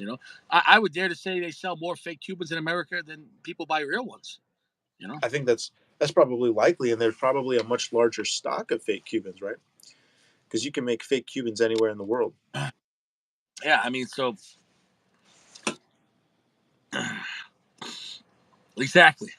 It's a short time. Yeah, I mean, so yeah, I mean, yeah. For example, if you were on a website and there was a pretty blonde, and she said she was 25 years old, and a 45-year-old washed up, heavy set brunette showed up, you'd be like, this is not what I, uh, whatever. So, but who are you going to call a Better Business Bureau? The BBB? You know what I'm saying, though? BB BB BBWB. Yeah, exactly. You're like, I ordered a BBW. You're like, get on the scale. She's only 250. I wanted 400 pounds. The legal definition of BBW is as follows. She's like, "What the fuck are you talking about?" You see, I wanted a morbidly obese woman. I don't know, man. Yeah, you're right on that. I mean, what's now with New World cigars, I can see that where they're legally sold at stores, and then in a way, now you can go out to the shop. But I don't see that's a whole nother thing. And imagine that ever happened where guys were getting fake Padrones or fake Monte Cristos. I That's don't what know. I'm saying. I mean, look, and that can be very damaging to a brand. So if Padron found out that that was happening and they found the operation, I mean, that would be a massive. Right. And if it was a mom and pop store, it'd be one thing. But if it was like, well, this is how you would know. If you went to a mom and pop store and he had Padrones for $5, and like, wow, Padron 26 for $5, unless $5 Neho, he put the wrong price. But but if you know, you know, it was. I'll be honest. It was one time I went to a shop and he was selling fake Padrones. He I, was selling Padron 64 naturals, but they were all in cellophane, whoa. and the cellophane was really big. Like, and I was like, why are these in cellophane? He goes, oh, they're better that way. It helps protect the cigar. We do that. And it was like, and they Yeah, were good price. I was like, nah. that doesn't add up. DL says, but if you smoke 20 boxes and enjoy them, then you find out it's not a puro. Would it matter? DL, I think as far as enjoying the cigar, it doesn't necessarily matter, but it does matter in terms of trusting the brand. Number one, and number two, it matters in terms of they lied to you and turned a profit off of a lie. Now, if it's less value or more value, that's arguable, but I still think that's against the law. So it's not down to did you enjoy it, but I think Ruchi's frozen. Yeah, but I think it still matters in the sense that it's still fraud.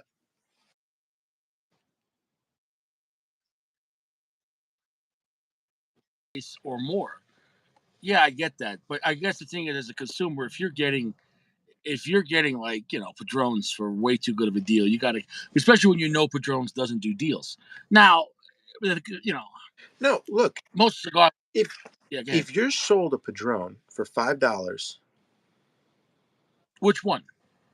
26, and it's a Robusto, and it's at a lounge, and you get sold at 26, and it's fake, okay? But you don't know that it's fake, and they sell it to you that it's real. You can't say, "Oh, well, you should have known it was fake." No, they told you it was a real Padron. They set the price, and they tell you what it is. That's false advertising. Period. I agree with you. I think most guys would know it's not a real price. And I don't know. I think I'm I'm not I'm now not now it might be real too if there's certain other ways I could see that happening. If the cigar shop went to estate sales and they bought cigars from collectors that died and their wife didn't know what they were worth, and they're like, "Oh, boxes of Padron will give you $100," and you know what I'm saying though, and he's flipping those cigars and still selling them below cost. But once again, it's not legal for that shop to do that because he didn't pay any taxes on it. You know what I'm saying though? sure. All I'm saying is the shop sets the price and they tell you what the merchandise is. And if you Yeah, pay their price that they set and the merchandise isn't what they say it is, yeah, yeah. that's That, illegal as far yeah, as I understand it. situation I'm giving is a very rare situation, but I Yeah, mean, yeah. people die and they have, if they have a large estate, they could have a massive cigar collection on that. But then to flip them online would be okay, but to flip them, I don't know. But if they were sealed boxes, I mean, I don't know. If you didn't know, if you bought a box of Padrones that were cheaper, but it was aged 10 years, and the cigar's a lot weaker than you thought. I don't know. I mean, well, it depends on how they advertised it. You know what I'm saying? Though. I'm not talking about the user's experience. Same thing with what DL said. Would it affect it? Well, it wouldn't affect that you enjoyed it, but it would Yeah. affect the legal standing of the transaction that happened. That's all I'm talking about. I'm not talking about your reality. I'm I talking about think when you sell out of a lounge or a store, guys are expecting new product, not something that was sitting in someone's house for 10 years and then they're selling it as a new product. You know? that's Uh, true. That's more marginal. I actually don't know how that would go. Because if it's still real, you know, if it's still the yeah. product they say it is. Well, and then there's the other factor. There are shops, let's say in New York, which some people would call it Long Island, but I would call it Suffolk.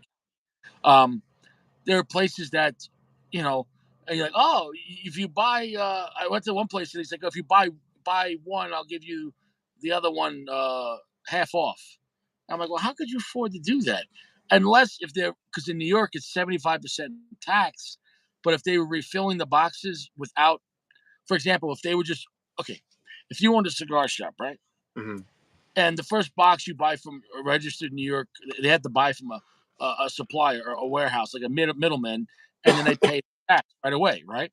Hmm. But then after you buy that box, I just ordered the Monte Cristos online on Cigar Page for nothing, right? And just refill the box with that, and then I can Yeah, afford to get the deal. Now, is that a crime? You're still buying new Monte Cristos.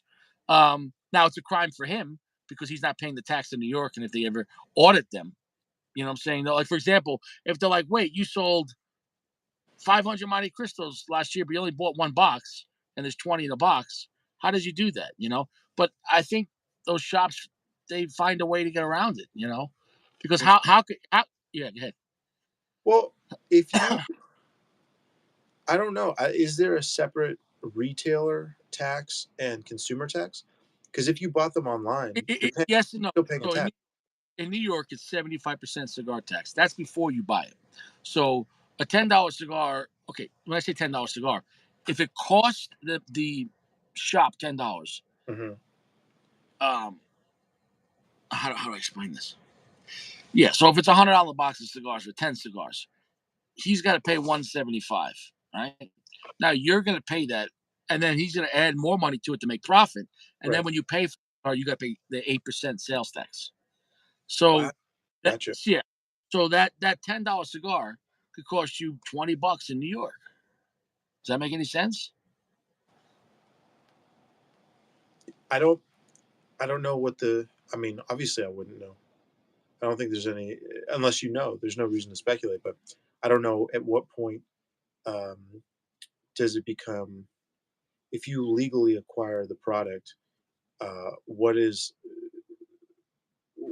the legal, Well, necessity you of would the be tax? you What as a consumer, it wouldn't matter, but the store, if they were refilling that box that they paid Right. tax with cigars they didn't pay that 75% tax, then that wouldn't be legal. But it sounds American to not pay taxes on Gotcha. cigars.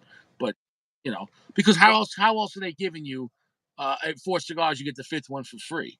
If they're only, let's say they're selling a cigar for $12 and they're Sure. only making dollars a stick because that $5-6 cigar they had to pay $10 for. So then how could they give you the fifth one free? Sure. Well, And, but if it that's why on yeah, certain cigars there's no deal at those shops in New York. Um, there's no deal on Padrones. There's no deal on Fuentes, and they have no deal on Davidoffs. So because online there's no deals either. So in my opinion, they with cigars they can deal with, they buy the boxes originally, and they refill them with boxes with cigars that they can negotiate online, and yeah, they give you a deal, and they can make more money that way. Now, if they get caught, that's on them. Does that make any sense? sure, sure. Because every time I went to those places, they're like, "Oh, buy four, get the fifth cigar free of equal price," Right, and you're like, "Oh, all cigars? No, no, just not Padron, Fuente, or Davidoff." You're like, "Well, oh, because those cigars don't get any deals on the internet either." right. So you're like, maybe to me that makes sense what they're doing. Well, Maybe they go up to um, Pennsylvania where there's no tax and they just buy a bunch and they slowly refill that box. I And who's mean, gonna know? you could also have a situation where if Monte Cristo will sell their sticks $4 a pop online, maybe they'll sell to a brick and mortar at $2 a pop.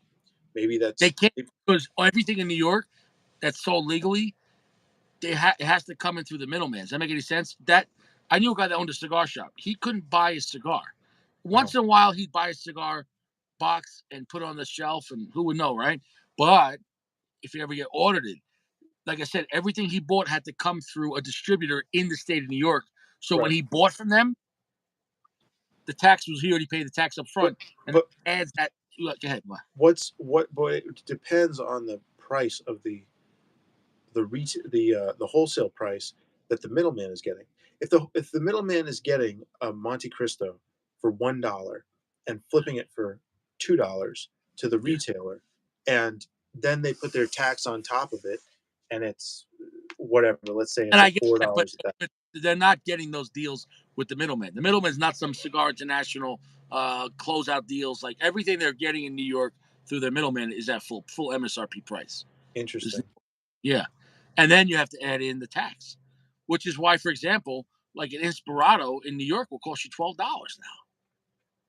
And you're That's like, well, you know, it is what it is, right? So, I mean, when you buy the lounge in a high tax state, you're getting screwed by the tax. yeah, The profit they're making, I don't get mad because he's got to make a profit $2, $3 a stick. right, Okay. But like, so maybe a $5 cigar is $8. But then now that $5 cigar is costing you 13. right. It's plus tax. Plus, then you pay the sales tax. So it's and then you forget about when you made your money, you've already paid payroll tax.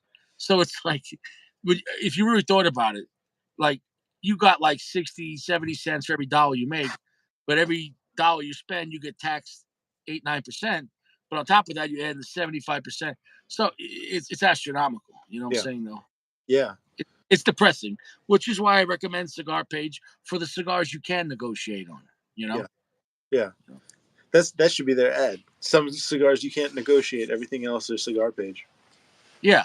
If it's not Fuente Padron or Davidoff, it's pretty much negotiable. Um, you know. So it is what it is. So, are you still? Is your cigar still going? Yeah, no, I put it. I was down in the nub.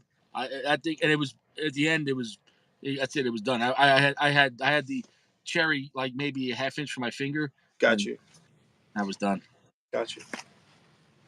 So overall, you enjoyed the stick. I enjoyed my cigar.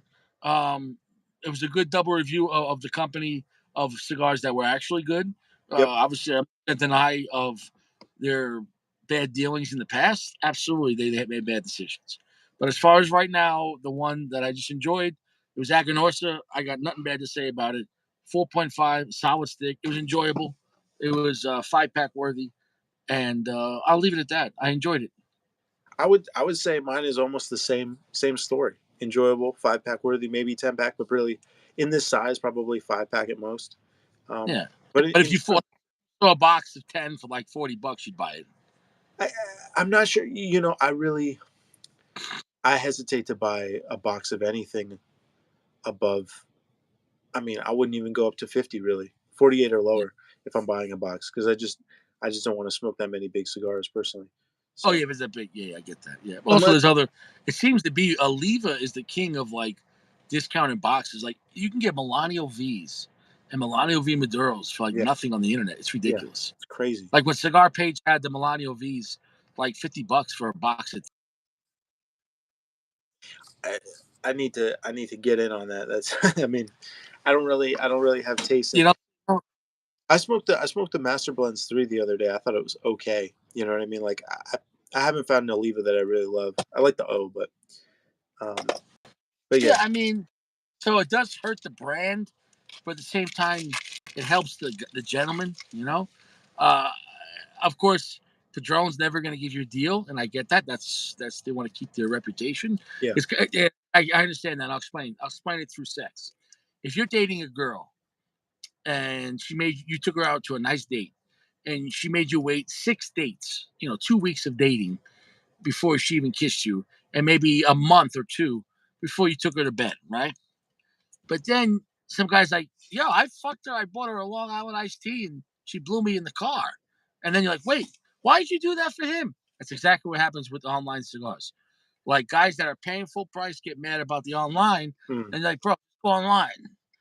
So I guess Padron doesn't want to have store pricing and online pricing because then guys are only going to want the online pricing. Does the, that make the any sense? the problem with that is a $10 when you can get an AJ for $4 online. Any AJ, you know what I mean? And you have to pay $12 for a Padron.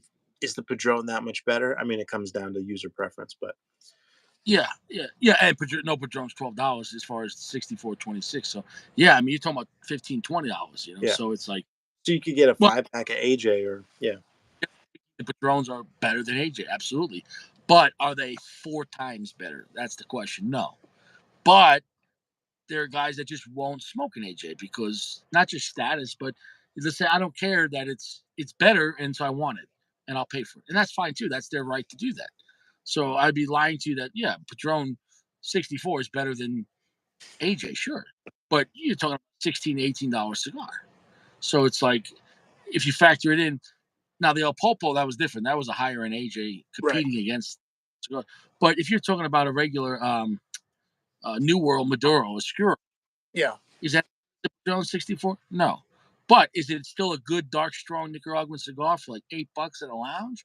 Sure. Are you still gonna have a good time? Yeah. Is it as good? No. Is any? Can you brag about that cigar when you're smoking? A guy's gonna go, "Wow, he must be doing well." No. But so in a way, but so are you smoking a cigar for someone else or for yourself? yeah, I mean, not to say that's the only factor because I like Padron too. So it's not like, but I've never smoked a cigar because I wanted to show off to someone else, right, or to say or to say even to edit, you might say, well, I wouldn't even smoke that at all because I'm too good for that, or and that's a whole nother category. So I mean, to me, I like to enjoy everything. But now I see the value in cigars when it comes to price points, and some guys and they don't. They just if it's only top tier, then God bless. Sure. But so but you know I'm not just doing a top tier cigar review channel. I would just cut it down to three brands: Fuente, Padron, and Davidoff. Like that's it. Saying no, like you know, like here's my top 10 list, the same as last year. Opus X, what? Wow, like so it's like and I get that. So that's why when it comes to cigar aficionado list, how do you compare cigars like Opus X to AJ? You can't. Right. But are they both still enjoyable cigars? Sure. And is one giving you a good product for a stupid price? Yes.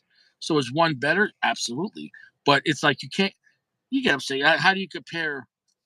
A Toyota Corolla to a Corvette. Like Right. yeah, it's no comparison. So it's like, Well, but they're still the other day.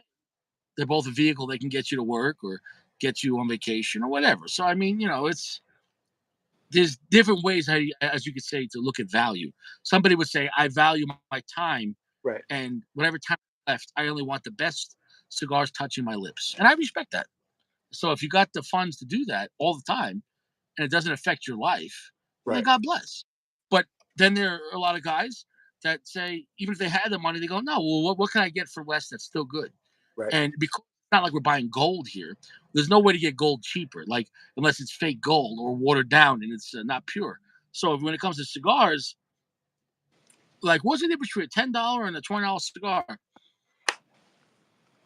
What are we talking about? I can't just say that because different brands, different levels of quality. Some things are more hype, some things are underhyped. You want to find the underhyped cigar at the lowest price that's giving you the most for the money and that beats the competition. And that's where I feel you're winning. Right. But so, it is what it is. Richard, I Um, got one more question for you. And we touched on it earlier, but we didn't get into it. I wanted to get into it more, but it doesn't matter now. But how was the reusability on your cigar? How did you feel about that? How often would you smoke it? Did you feel anything in terms of I, wheelhouse or usability? I would say I would smoke it every day, or Mhm. I could smoke that once a month and go back to it and enjoy it. So it was definitely reusable, but I wouldn't say weekly though. So just because it was strong, or just because it wasn't No, the I level mean, of just blend? I would definitely smoke it again. But like I said, no, I would just say overall, it didn't blow me in a way where it's like, oh, I gotta have this right now. But it did give a good value point, even at a lounge price. Yeah. That was incredible. But the name hurts it. I get that. And if you're gonna get sensitive about what you smoke, almost like the boogeyman's watching you, it's like you're enjoying a jerk, and you're like, ah, but it was made by Akinhorsa. And, it's like, and so it's like, yeah, if that's gonna, if you're gonna have, if you're gonna be sensitive about that, then yeah, don't buy it at all because if it's like, does that make any sense? So So, so what I thought was interesting was I was smoking the LFD Cameroon, the number three, the other day, yeah, which is my favorite cigar. And Jeremy asked about that. yeah. I was like, oh yeah, the number three. Um, but when I was smoking it, I was like, what would I rate this? Because now I've been thinking about that when I smoke cigars. Because you know, um, and to me, I would probably rate that cigar like a 7.5, which isn't even the highest rating I've given, or you know what I mean. But it's to me, it's a cigar I would smoke. I mean, health no object, and it didn't blow up my palate. I'd smoke 3 or 4 a day. You know what I mean? I just keep smoking them. So I think because Certain of the use, Cameroon, it's the Cameroon you're talking about, right? yeah, yeah, the little one Cameroon though. very highly reusable, like Hemingway's Hmm. and Don Carlos, Red Cleaver, Red Dot. Yeah. Those are cigars are very reusable. I think Cameroons they hit a sweet spot of I think if it's a good quality Cameroon, it's very reusable because it almost fills the void of like it's stronger than a Connecticut, but it's Hmm. not going to blow out your palate. Right. And those price points, even the regular Don Carlos is not astronomical. I Right. mean, or Hemingway definitely. You can buy boxes, not that expensive. So, Right. and even you go to a lounge, get a Hemingway short story for $7, $8, and no one, and also it has that factor of no one's gonna say, "Oh, you're smoking a Fuente again." So I think that some guys is a factor of, you get what I'm saying though. There is prestige with Fuente, so but there's no there. I wouldn't say LFD has prestige like Fuente, but it doesn't Sure. have anything. How do you say? There are no strikes against it. It doesn't look like you're struggling in life if you're smoking a LFD. Yeah. Although, so, but if you're smoking a value price AJ, it's like, oh, it's like, you okay, buddy? You need a couple of dollars? You know what I'm saying? Like you have a tip cup out and some guys throwing some change, in your pocket. Yeah, go go You know? go to the lounge to smoke Rocky with a tip cup. That's Yeah. pretty funny. But yeah, anyway, so I just wanted to bring that up because I thought that was interesting. Where my favorite cigar isn't like the best ever experience I have, but just the one that I would want to go to all the time. So I think usability is a um, really important part of a cigar. So I guess the other thing that I want to say is, It's definitely a big factor. It's definitely a big factor. However, if a cigar is not highly reusable, but I still had a great time, it doesn't mean I wouldn't smoke it again. It's just not going to be all the time, though. right. It's like, you know what I'm saying, though. It's like, for So I, example, if you like the heavy rock band and you went to a concert and you enjoyed it, but then the next day you can't hear anything because you're deaf, so it's not really usable. You know what I'm saying, though.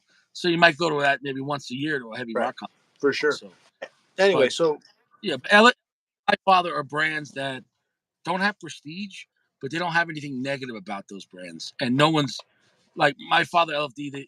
You know what I'm saying? No, they're like smart mid tier brands yeah, that are very respectable. That's the word, respectable. yeah, Where Gurkha has no at all.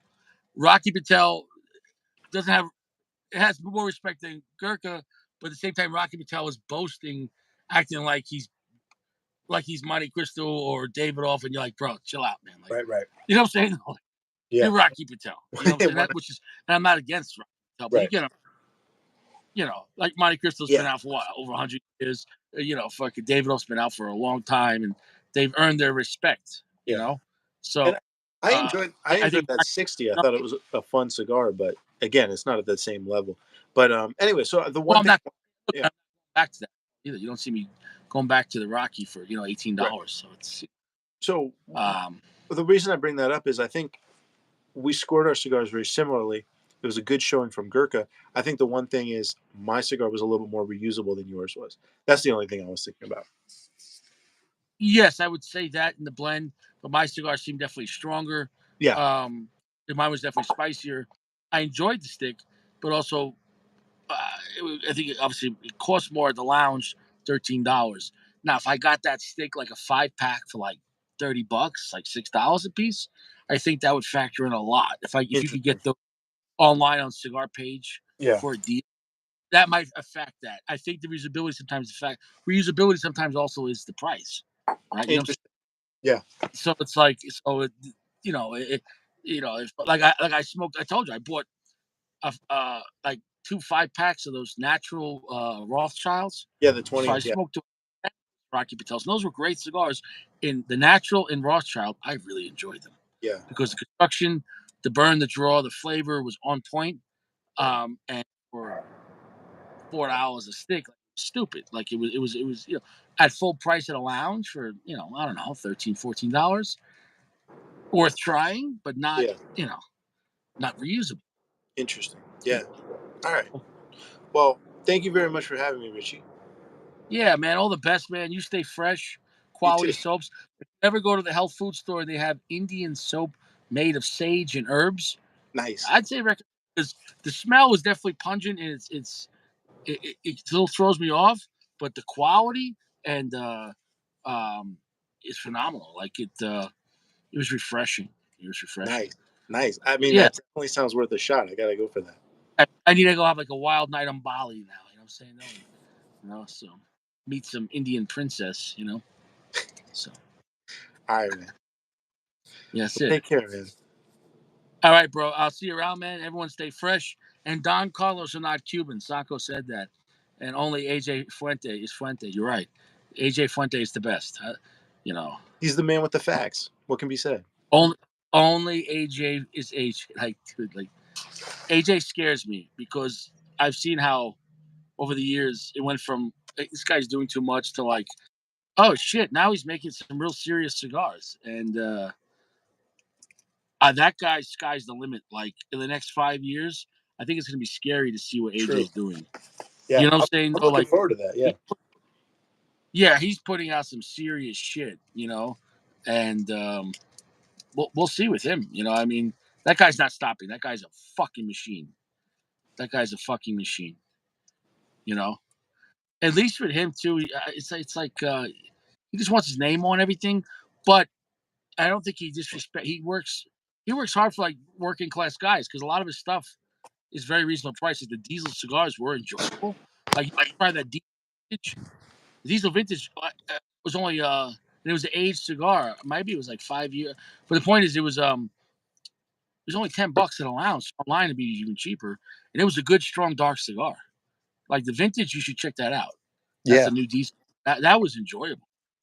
That was enjoyable. So he's growing on me, AJ. You know what I'm saying? No, because Yeah. he's putting a lot of stuff out there.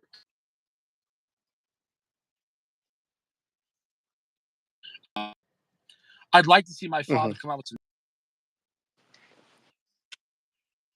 So they were coming out with new blends like the Promesa, the Opulencia, the Granaforte. Like it was like wow, every year or every 6 months. Wow, wow, and each one was like wow, solid blends. And now my father's trying to be a little like Rocky. They're like, we're gonna make $40, $50 cigars. You're like, yo, slow. You want to have one Garcia, okay. But don't forget about the 10 to 12, $13 market, which made you my father. You know what I'm saying? No, and now LFD's making a $200 cigar, the Andalusian Bull, but the Golden Bull, and you're like, yo, who are you trying to go after with this cigar? You know? Yeah. So I think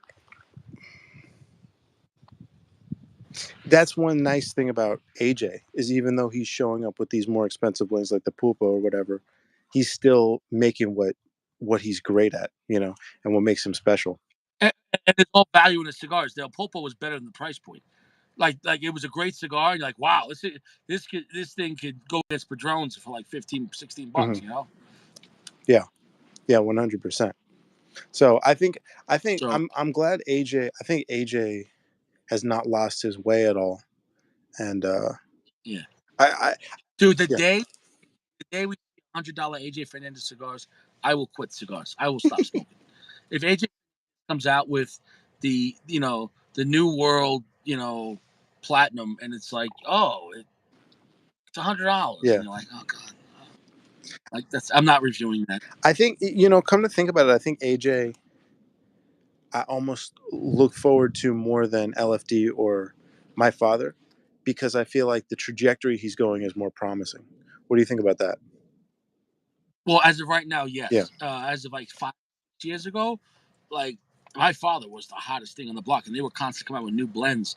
And now they're getting kind of stagnant. And now, like I said, they're going after these high end releases, which I don't give a shit about. yeah, I'm not saying that, but it's just like my father was a great mid tier brand yeah, with great boxes, great uh, bands on them, and that Howard Straw Nicaraguan cigars that were edgier than Padrones, but still almost as good but for a lot. Like I remember the time I was hanging at lounges and like the Bajou was like $11 cigar or something, like in a full size stick, and the Padron was like $16. And I was like, well, I could hang out and have a more time and almost as good, but yeah, I'd rather have the Padron, but it has a lot more money. Whereas, so it's you can't forget where you come from, and I don't know. It, since we keep talking about it, let me ask you one more thing. I was thinking about it when yeah. you were saying with like those 20ths. I almost feel like a smaller cigar is more reusable. You know what I mean? So do you see what it's like? For instance, another one of my favorites is the Hoya, which is a 6x41, the Hoya Classico, the number six, I Well, think. I think you get in, you get out, and you have a good time. Right, When you have a big cigar, it's a big commitment, and statistically, you're gonna have less time for more time. So, how many times you're gonna have 2 hours to right, hang out, or it's gonna be warm enough, or whatever it right, is. So I get it too. Yeah. So I mean, that's that's what cigars all about. I mean, when you think about like the European context where you'd have dinner and you light up a Corona at the dinner table. right. you had a half-hour cigar, and that was with your dessert. You know what I'm saying? Yeah. But you know, that would be nice if you could be at your IHOP, and they're like, "Oh, anything for dessert? It's okay. I'm having a David O. Corona. Thank you." You know what I'm saying? Yeah. Or you're at IHOP and on the dessert menu is Rocky 20th in a Rothschild and a in a Padron and a Principe. Yeah. After my grand slam at the Denny's at what's that Denny's, yeah. diner? We had after Denny's. I want to have my $100 conviction. I want Dude, to light that up. I I I'd be pretty stoked if I could go to a Denny's and then smoke a nice cigar. Like at the Denny's, that'd be crazy. Yeah, they would sell a lot more coffee, like dessert and coffee. Yes, yes. Yeah, give me espresso. You know what I'm saying? I just Dang. like we only have regular coffee. Just put it in a smaller fucking cup. You know what Two I'm saying? Though? two grand slams and something like I haven't smoked one of these, but I'm just conjecturing the flavor like a Melanio Maduro in the number four, like that small one. You know what I mean? After two grand slams, probably you probably feel like God, feel like a king. I'm getting a little bad connection there at the Oh, end there. oh, I, Everything you just said got I scratched. said, I don't wait, know why. I said, like smokes. I haven't smoked it, but smoke something like a Melanio Maduro in the number four, the small one. After two Yeah, grand slams, you probably feel like a king. You know what I mean? You just feel amazing. yeah, oh, yeah. I mean, that would be nice. You know what I'm saying though? I don't think though you should go to McDonald's and smoke a cigar though. I think having the French fry grease in your hand and then lighting a cigar, your hand might go on fire from all the grease, And I don't know. I just think I don't know. Like What uh, would the worst cigar be that you could smoke after McDonald's? We should ask Josh, a- but yeah. anything infused, like a Cuba Ooh, Cuba or the Rocky Patel, the Java Mint, like a Java Mint. you, You just had like a Big Mac with barbecue sauce and chicken nuggets, and you had a chocolate shake, and then you have a Java Mint. have you smoked the Oliva G in Cameroon? It's better than the other ones, but it's still very dirty. I That think is a that would dirty. be I think that would be terrible after McDonald's or after Burger King Yeah. because you already feel Uh, crummy, and then that's like that edgy cigar. Not only it's an edgy, sweet, spicy cigar that's really dirty. I'll be honest. I don't. I will never buy a G cigar in any model Yeah. on. You know, because with the price point, like I can get Milano V Maduros cheaper online than a G at a store. Now that's sad to say. Think about that. Think about that. So I guess it's two totally different use cases. You know what I mean? It's two totally different worlds at that point. yeah. So when it comes down, when they say, when it comes to cigars, everything's natural if it's not a Maduro. Um, well, everything is either full price unless you can get it cheaper on the internet. So basically, if you can negotiate, it's a different realm. You know what I'm saying? Like for What example, uh-huh. yeah, again, I would What never buy for $17 in a lounge. I'm mhm. like, nah, I go smoke at home for like $4. what what uh what would be the best cigar to smoke after McDonald's? Nothing, absolutely nothing. I don't think anyone should go to McDonald's. I think anyone here is probably between the late 30s to their 40s or older, and I think everyone here should never eat McDonald's again and worry about your colon health and your liver and kidneys. Because if you eat McDonald's, you're gonna probably drink a 2 liter of Coca Cola too. Like, stop it. Like the chemicals in McDonald's, even in their fries. Chemicals are on their French fries. You know how much chemicals they spray on their potatoes to make them all look the same? Do you know that? Look up the chemicals they spray on the potatoes for McDonald's potatoes, so they all have the same look. Did you know that? I, look, I don't go to McDonald's. I've been to McDonald's like What's that? three times. I said I've been to So McDonald's three times. when they farm the potatoes for McDonald's, they have to spray this chemical on the potatoes, and nobody could go in that gigantic room. I think it was 3 days, or you would die. That's how strong the chemicals are. So they just wash them off and then they fry them up for you. In the worst possible greasy, whatever. canola based, Oil. fake vegetable. Yeah. It's carcinogenic. It's all terrible. And then you're dipping it in some cheap. It's not even. Oh, it's barbecue sauce. It's science. And it's not good science. And you're washing it down with the Coca Cola. It's everything about it. Like you're almost. And I'm not recommending heroin, but if like I wonder the difference between heroin users and McDonald's eaters who lives longer. Like I'm saying though. McDonald's eaters. Like McDonald's eaters by a landslide. I don't know about that. Heroin is like, I mean, like a lot of drugs, I think are like acutely close to being like poison. Like it's not like No, I residual agree poison, like with an that, active. but so is McDonald's and Coca-Cola. It's poison. It's fucking poison. It's poison at a different. It's a totally different level, as far as I understand. You can't But look. You can't look. If I ate McDonald's all day for a day, I ate 4 meals of McDonald's, drank 6 sodas. I'd probably be really bad for me, but I wouldn't die. If I did heroin all day, I mean, I've never done you heroin. could I'd die. die. I'd die immediately. Yeah. No, well, yeah, if you I get that, but what I'm saying is like the act of going through fast food every day is such an epidemic of people being diabetic and shortening their life and having and you're right, it's not going to kill you right away, but you know why they want everyone eating this fast food? Why it's so easy to get? Why they want you doing it? And it's not even cheap anymore because they want you to die as soon as possible.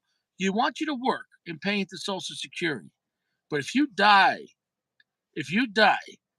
and you're 45 years old of a heart attack, they keep all your Social Security. Do you get it? They keep it all. They Is don't pay is it. is McDonald's subsidized by the government? What's that? Is McDonald's subsidized by the government? Do you have any reason to believe they're not a private entity? I think it's all part of the plan. I think that the government gets exactly what they want. So they want everyone eating and drinking all this bad shit and drinking tons of alcohol. So you still go to work every day, but you'll never make it to where you collect 20 years of Social Security. They don't I want that. I would argue that's a bad enough strategy that nobody who main got that level of power and is maintaining that level of power would employ it. And the reason why I think that strategy doesn't make any sense is if you have a workforce that is addicted to drugs or has significant bad fuel in them to the point where they're malfunctioning, I think you have such a weaker workforce. Um, I guess you could say, okay, it's just the unskilled workforce, and that's why. But eh, it No, doesn't. dude, they don't want healthy, strong people in fighting shape. They want them lazy. They want them eating all this bad food and in poor health and poor spirit. And then, like I said, you might be able to work 20, 30 years. By the time you make it to 50, you're ready to drop dead of a heart attack. And you paid 30 years into Social Security and they don't got to pay you. They I don't don't. want, I don't see who's benefiting from that. like if it's all about your health, right? And we could go back the past few years ago, trying to force vaccines for everyone's health. Why don't they force everyone to do 20 push-ups a day, walk 5 miles a day, exercise? You know what I'm saying? Though, eat fruits and vegetables. You'll have a longer, healthy life. Nah, they don't want you to have a long, healthy life. They want you to die 40, 50 years old. You pay into your Social Security and drop dead. Well, they They did don't have. want to. They don't want to pay out. They don't want to pay out. They Social did. Security is a scam if you don't make it. You get what I'm saying? They did have mandated stuff in terms of physical education, having quotas regarding that so that people would be healthy. But I think as an adult American, you can't be told to do 20 push-ups a day. That's not in the purview. But when it comes to something like a vaccination, and I'm not arguing in terms of any specific vaccination, but in terms of the concept of a vaccination, if you have a pandemic or some sort of situation where you need to have your population vaccinated, then it's not really, you're not doing it for the individual's health. The vaccination isn't to keep one person healthy, it's to stop the spread of disease to other people. So, what I'm trying to I, say is, I agree with that to some extent if it worked, but when it's not working, you're still demanding right, it. okay, so, but what I'm saying is, but what I'm saying is, you could say it does. Does it work? Does it not work? That's not what I'm arguing. What I'm arguing is push-ups would be for you, for one. For I'm just saying for you, for example. Whereas Yeah. vaccination would be for a system or for everybody else. And What I'm saying is and nobody really cares about your health. Anyone says they do, they're lying. no, You have to you have to care about what I'm your saying is that's the reason why you can legislate in that way. Because if it did work, it makes sense. If it if it let's say doing 20 push-ups a day would keep you alive to 100. It's not, you can't legally enforce that, because even if it does work, it doesn't create something that you can legislate in terms of the way that we look at what we find permissible in terms of legislation. That's my argument. Yeah, I get that, but what I'm saying is, for example, your company, you pay into your health your health care for your insurance, right? And they pay into it too, right? Well, if your employee decides to live a healthier life, right, and they are being healthier, then maybe they pay less. So you could offer incentives to say, hey, if you don't eat so much McDonald's, if you exercise 2, 3 times a week, and you limit your alcohol content, your health insurance is going to be lower. You know what I'm saying, though? So I mean, there it could be incentives to tell people, hey, the health.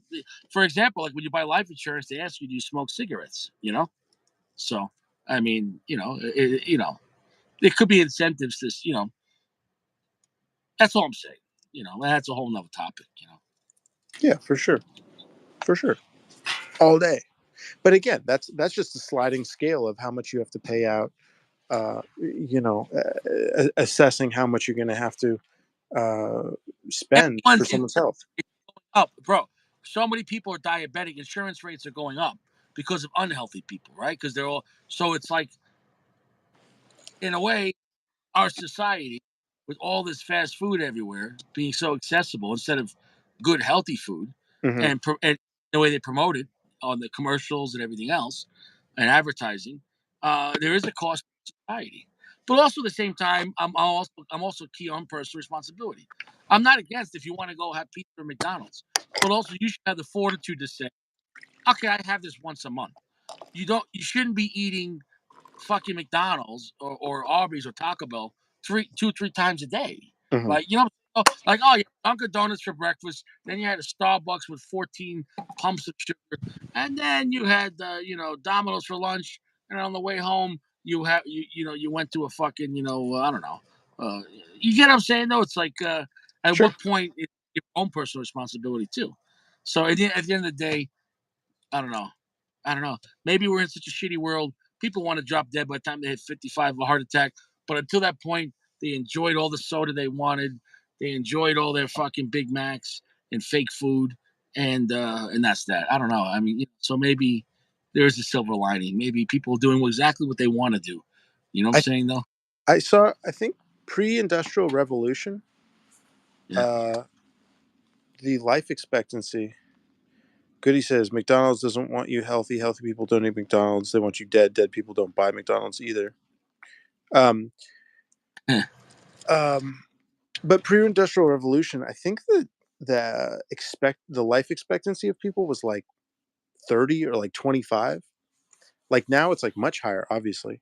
So Yeah, that's yeah, also back then they had such hard lives and hard labor right. that you're talking about if you're working 15, 16 hours a day, 7 days a week, maybe six because you had, Sunday off for church. I mean, you were working and you had and there was terrible jobs. I mean, if Yeah.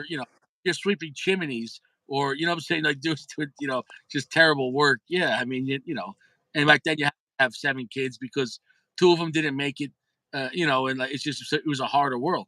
Now we have an easier world, but then we make it hard because it's too easy. So what is the perfect balance? I don't know.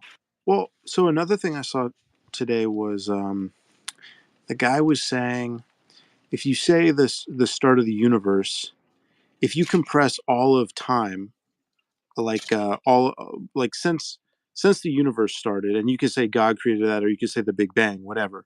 But at a certain point, our universe started, and the way that we measure it scientifically. Uh, Now, this isn't me saying this, but this is the guy saying it. Basically, if you compress that down to 1 year, and you start from January and you end in December, like he said that you would have, I don't know, you would have, stuff going on with planets and stuff, and that would last months. And then you would have like development of life, and that would come up much later, like much later months. And then finally, you would have like the human history that we think about is like in the last 6 minutes. And then like actual like recorded history that we have is like or like pre like post industrial revolution or whatever, but like that area is like 6 seconds worth of time in a whole year. So basically, what I'm trying to say is we're in such a tiny moment of history, and we look at these things. I don't really know where I'm going with this. Come No, to I think, give you the yeah, big picture. The way we're living, it hasn't been for the majority of the time, even when humans have been alive. Like the idea of everyone having streets to their house, and yeah, address, except if you're on Long Island, having phones, going to a hospital if you get injured, or or calling your parents, or yeah, doing your like, oh, I gotta get my tax return. Like yeah, everything that we're doing, or what I'm saying, or people watching pornography on their phone. Like, yeah, everything's a pretty new concept in the right, grand scheme, and it's almost like we don't know how to deal with these things because human as a society never had to deal with these things. Where back in the day, it was just like we don't go outside at night because there's wolves. Like that right, was the majority of time. But right. now we don't worry about it. Why? Because we shot them all. You know what I'm saying? So like, it's like I do think firearms has changed mankind more than anything else. Because you think about, even when there's wars, it's like it's over real quick, motherfucker. Everyone got shot. You know what I'm saying? Though, like unless you have another one, it's just like in the grand scheme. Like imagine like back then, like you're the caveman and like a T-Rex is like ah, and everyone's just like shoot him with the shotguns, like and the T-Rex, and then the T-Rex learned, oh, we can't do that no more, and the T-Rex becomes like house pets, and he's just like his little fucking little arm. And like, oh, come here, T-Rex, and he's like, yeah, don't bite the humans, they got shotguns. And so yeah, I think firearms was a great equalizer, which put mankind above the animals. Before that, think about it. If you were in the woods and you have wolves or fucking moose or bear or an alligator, what do you have? A stick or a Dude, sword? You want dude, to fight a bear with a sword? At best, you better hope you have like 10 good friends that aren't afraid that the first two guys are gonna die. And if then you from there, stabs the fucking bear, and if the guys get mauled, but the guys in the back stabbing the bear. So like, if you but got a but few if you got a few guys with some knockers and you've got bronze shields or iron shields and spears, you're probably going to do fine against a bear. I mean, it's like you would need a group, and you'd have to be so convicted that you understand a few of you are going to get mauled. Even with the shield, the first few guys against the bear is going to get fucked up. Okay, so because you got to get guys to get behind the bear and fucking stab it in the back of the fucking neck, and you know what I'm saying. So it's you think about it now, guys go hunting. You can go in the woods by yourself with a modern rifle, mhm. and whatever happens, you're like, oh, I got this. You know what I'm saying? But So dude, it's like, if you had three guys with bow and arrow, two guys with spear and a shield, and then yeah. everybody's got swords just in case. I mean, you probably like yeah, occasionally that's going to go Odds, I sideways. agree with you. Yeah, better odds, I agree with you. But like I said, that way of life, you understand, like, oh, because even if you get cut by the bear, you're gonna die of infection later on. Right, You true. know, But I think so nobody got wounded back then. You died. You died of infection. If you got a major cut from an animal, right. you weren't gonna, you know, you're gonna be in septic shock What within a day. what So I'm mhm. yeah. So what I'm trying to say is, I think firearms actually created more peace because once that happened, it's like, well, we don't have to worry about nothing. Animals, don't worry about it. We shot them all, and unless you want to go in the woods where they're all hiding, think about it.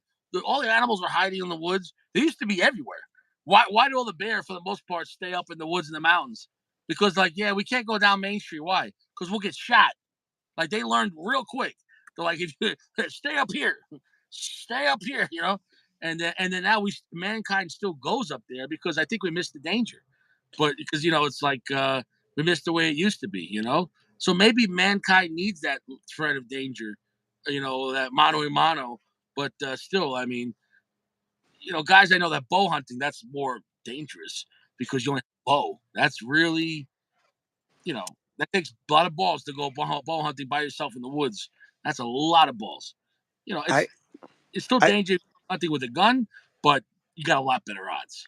I agree with you that guns were a massive equalizer, but I think that that's happened at every level of technology with weapons. Because if you're a dude and you got to kill a bear and you have a stick, like you said, you're screwed. If you have stone tools, you're probably screwed, but you might be able to do it. If you have a bow and arrow and you have a spear, now you're Yeah, doing better. If you've got iron weapons, now you're probably most of the yeah. time doing fine. So, and then by the But time, you yeah, need teamwork still. The weapon, the firearms yeah, create individuality. You could say, I could take on the world. There's nothing here I'm worried about, and hmm, that's you interesting. know, in a way, it separates. Now you don't need a team. Like when you go hunting, you don't need 10 guys with a shotgun to go kill a Right. bear. So it's like, in a way, it's almost like maybe guys like that camaraderie where you had to stay together to stay alive. Well, Now, and in some ways, it's still happening on the urban level with gangs where you have a group of 10, 20 guys and they stick together because, to survive from the other 20 guys down the street, they're going to shoot each other. So in a way, I think mankind, I also, men need danger or men enjoy danger because it's not just the danger, it's afterwards because you proved yourself, or yeah, I've done this, or hmm, I've been and look at men, they go hunting, they put the bear's head on the wall, and men like to, relive, what they beat or what they did. You know what I'm hmm, saying? The same way a woman gets married, divorces him, takes the kid, and gets his house. Like a man, she's like, yeah, look at that house I got. You see that? I hunted that. You know what I'm saying? The most game, man. You know what I'm saying? you know, and I got half the Social Security. I think, by the way, Goody, I don't know No, if this we'll be, no yeah, goody. We're at the end. We're on ball time. we're post cigar, but Yeah, I think you make a good point about teamwork and like how many people, how many men would you need to take a bear if you got no tools?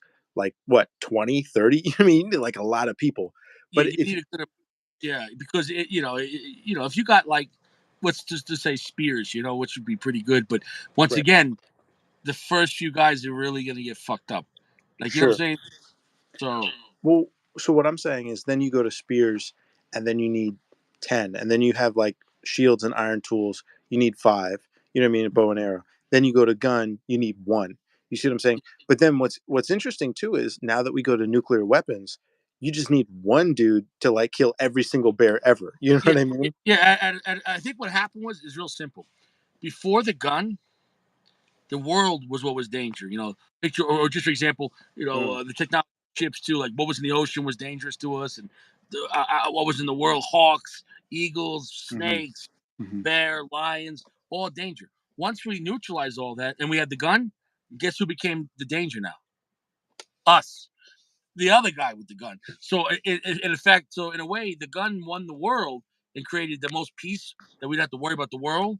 mhm. But because of, you could say, politics, or because the way it is, then now we start looking at each other, and then that's when you start having global wars where what are you gonna do? Send guys to go conquer another country with a fucking bow and arrow, 4,000 miles away.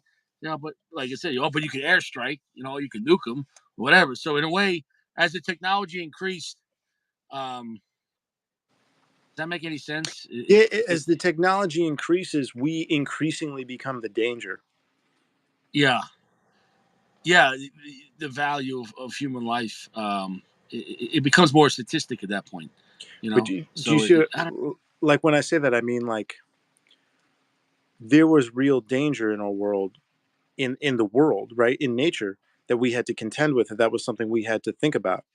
And now yeah, what we have to think about but you have is that, to mhm, keep a fire all night, outside your little huts or tents wherever you lived, because if you were in an area and there was lions or mountain yeah, lions or bear, they'd come on in and fuck up the whole village. What are you gonna do? But so you have fire going and whatever. Now it's like you don't have to worry about that, but now you have to worry about a guy breaking into your house with a gun. You know, but so what I'm saying, it's yeah, yeah. what I'm saying is now, What I'm saying is danger always exists in the world, mhm, but the type of danger transferred. Does that make any sense? right, And once we conquered the world, which I believe firearms was the last thing for mankind to have dominance over the world, because yeah, there's nothing in the world that a firearm couldn't stop. I don't care if it's a polar bear. Who gives a shit? You know what yeah. I'm saying? No, you got a rifle. We have two guys with rifles. Polar bear's getting dropped. So now, what else is there left? Us. And so that's where, if you don't have love in your heart, or you don't have any kind of morality. Um, but I think a lot of people get played by their system they're in to hate their fellow mankind, which Mm, they normally wouldn't hate. But if they're told to hate and they're paid to hate, mm, then oh, it's just their job, right? mhm, And that's an like right because most soldiers are just doing what they're told, right? mhm. Um, so that's a whole nother concept. You know what I'm saying though? Yeah. So I it is think what I it is. I think we now have to contend with and think about the danger of humankind, right? No longer do we need to think about the danger of nature. See? So the types of Right, but questions. the moment here's the thing though, what's amazing Mhm. about nature. The moment we turn our back on it, it will come back like a motherfucker. Try going to the woods without a gun and see what happens when that bear comes. He's gonna get you back for the past 100 years.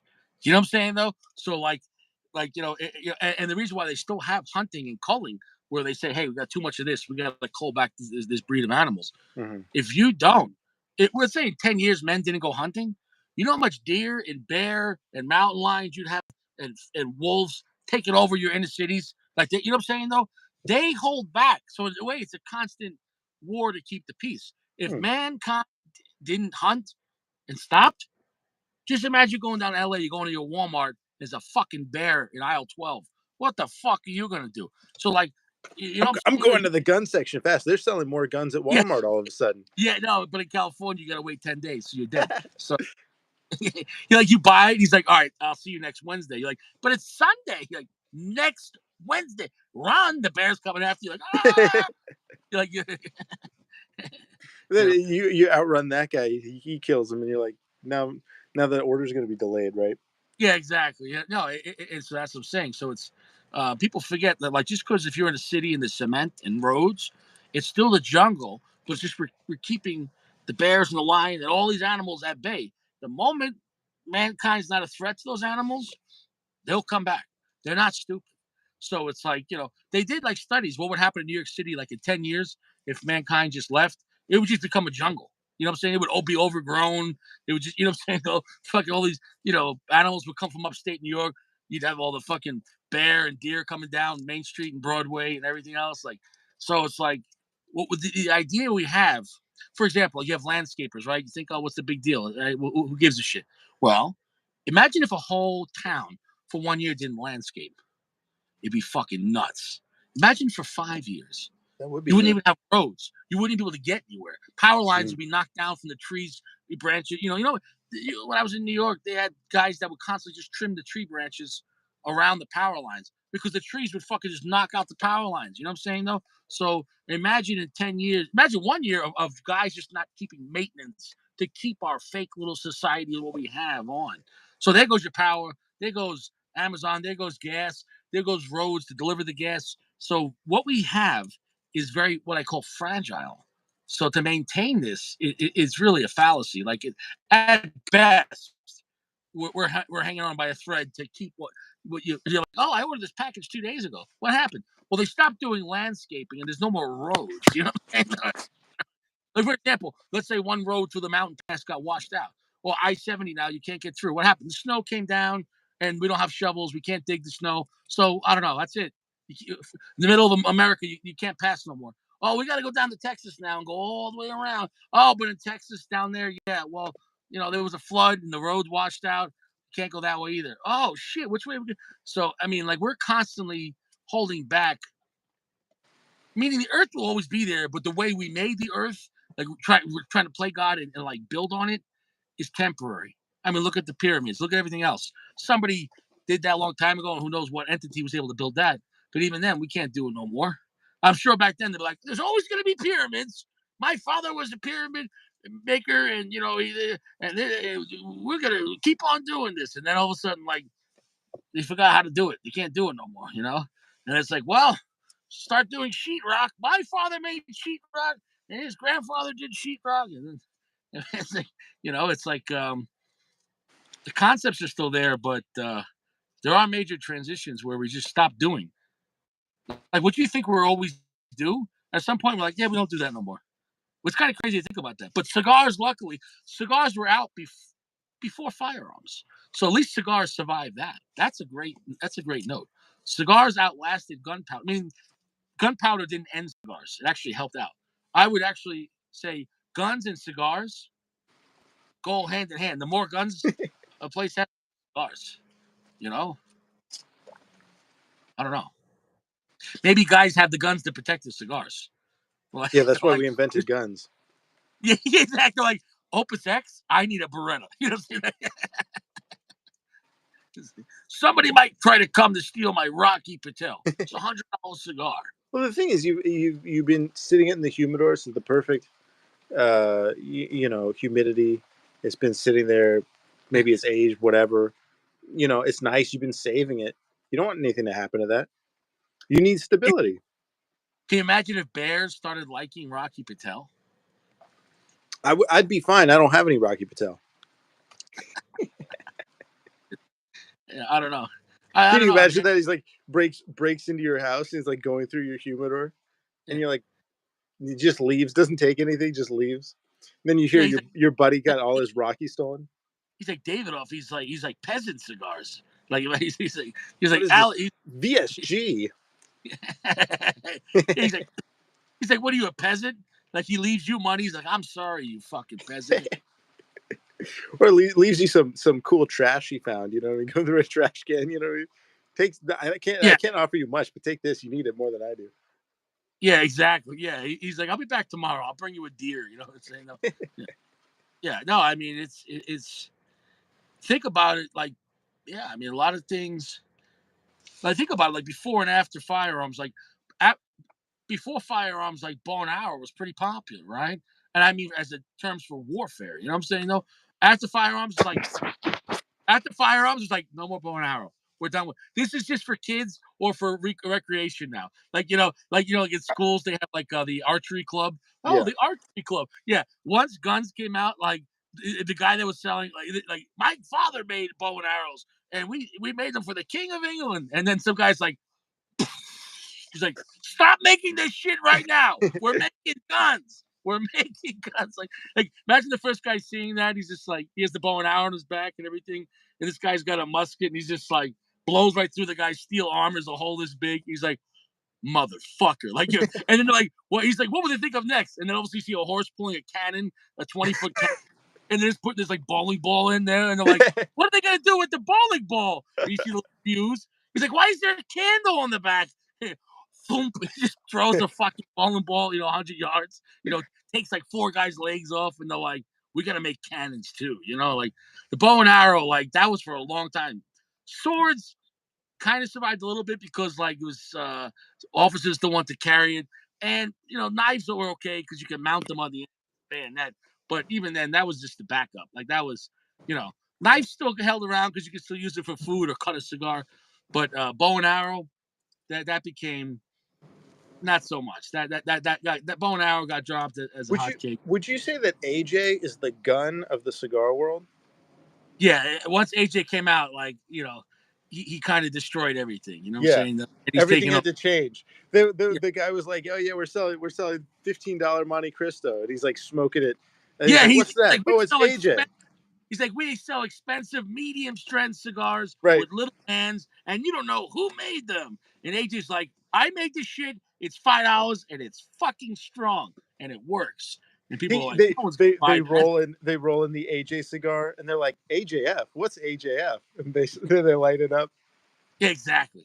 Exactly. Everything's by AJF. Yeah, he came in just like by AJF. Yeah, yeah, yeah, yeah. And he came in and just he was a reset. I don't think there was one brand that was a as far as a company that was a reset. As far as I'm not saying he made the best shit, but he definitely capitalized on strong, cheap Nicaraguan cigars. Like, yeah, he came in like what's that guy in Scarface, Al Pacino. You know what I'm saying though? Like the world's not enough. He came in and just take it to the limit. He started off. He's just washing dishes. Like one day everyone's gonna know my name. Fuck you, AJ. Wash the dishes. Like the next year, he's just like, say hello, my little friend. He's like, Yeah, yeah. I think his tobacco quality is tremendous. I think it's like really. I think it's like one of the best. I think that's like the. I actually I don't mean to start any beef, but I'm starting like I started thinking about the whole wrapper thing that you talk about, and I actually think that filler is really important because I think it pushes these undertone flavors. It creates the basis for what you're getting, and I think that Yeah, AJ's filler is not, basis. but it plays a different role. Yeah, yeah, for sure. Yeah. Yeah.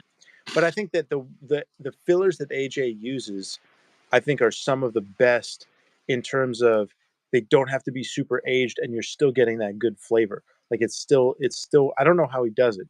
I think Aladino has it, LFD has it, my father has it a bit, Aganorsa has it a bit, but yeah, I think AJ's like got it down. I think the filler quality is just something else. Scary I don't thing know what about, it is. like, say, the past 10 years, he really just got started. Like he's now where he's at. He's like, yeah, now I'm gonna do whatever I want. Yeah, Like 5 years ago, it was like, wait, Monte Cristo by AJ, right. Romeo by AJ, Hoyo de Monterrey by AJ. And then so he did that, and then now he's just like, you know, he's gonna do whatever he wants. He's gonna do whatever he wants. He hasn't made his best cigar yet. I mean, like, at what point could we see like an Opus X level AJ? It could happen, and I'm not gonna say Opus AJ. at what point in the next 3 years I think it could happen. Like where it's like he hits the super premium boutique market. He's knocking on there. He's not there yet, but he's in the Padron category, right, with Popo. So uh, we'll see what in the next 3 years. I think so.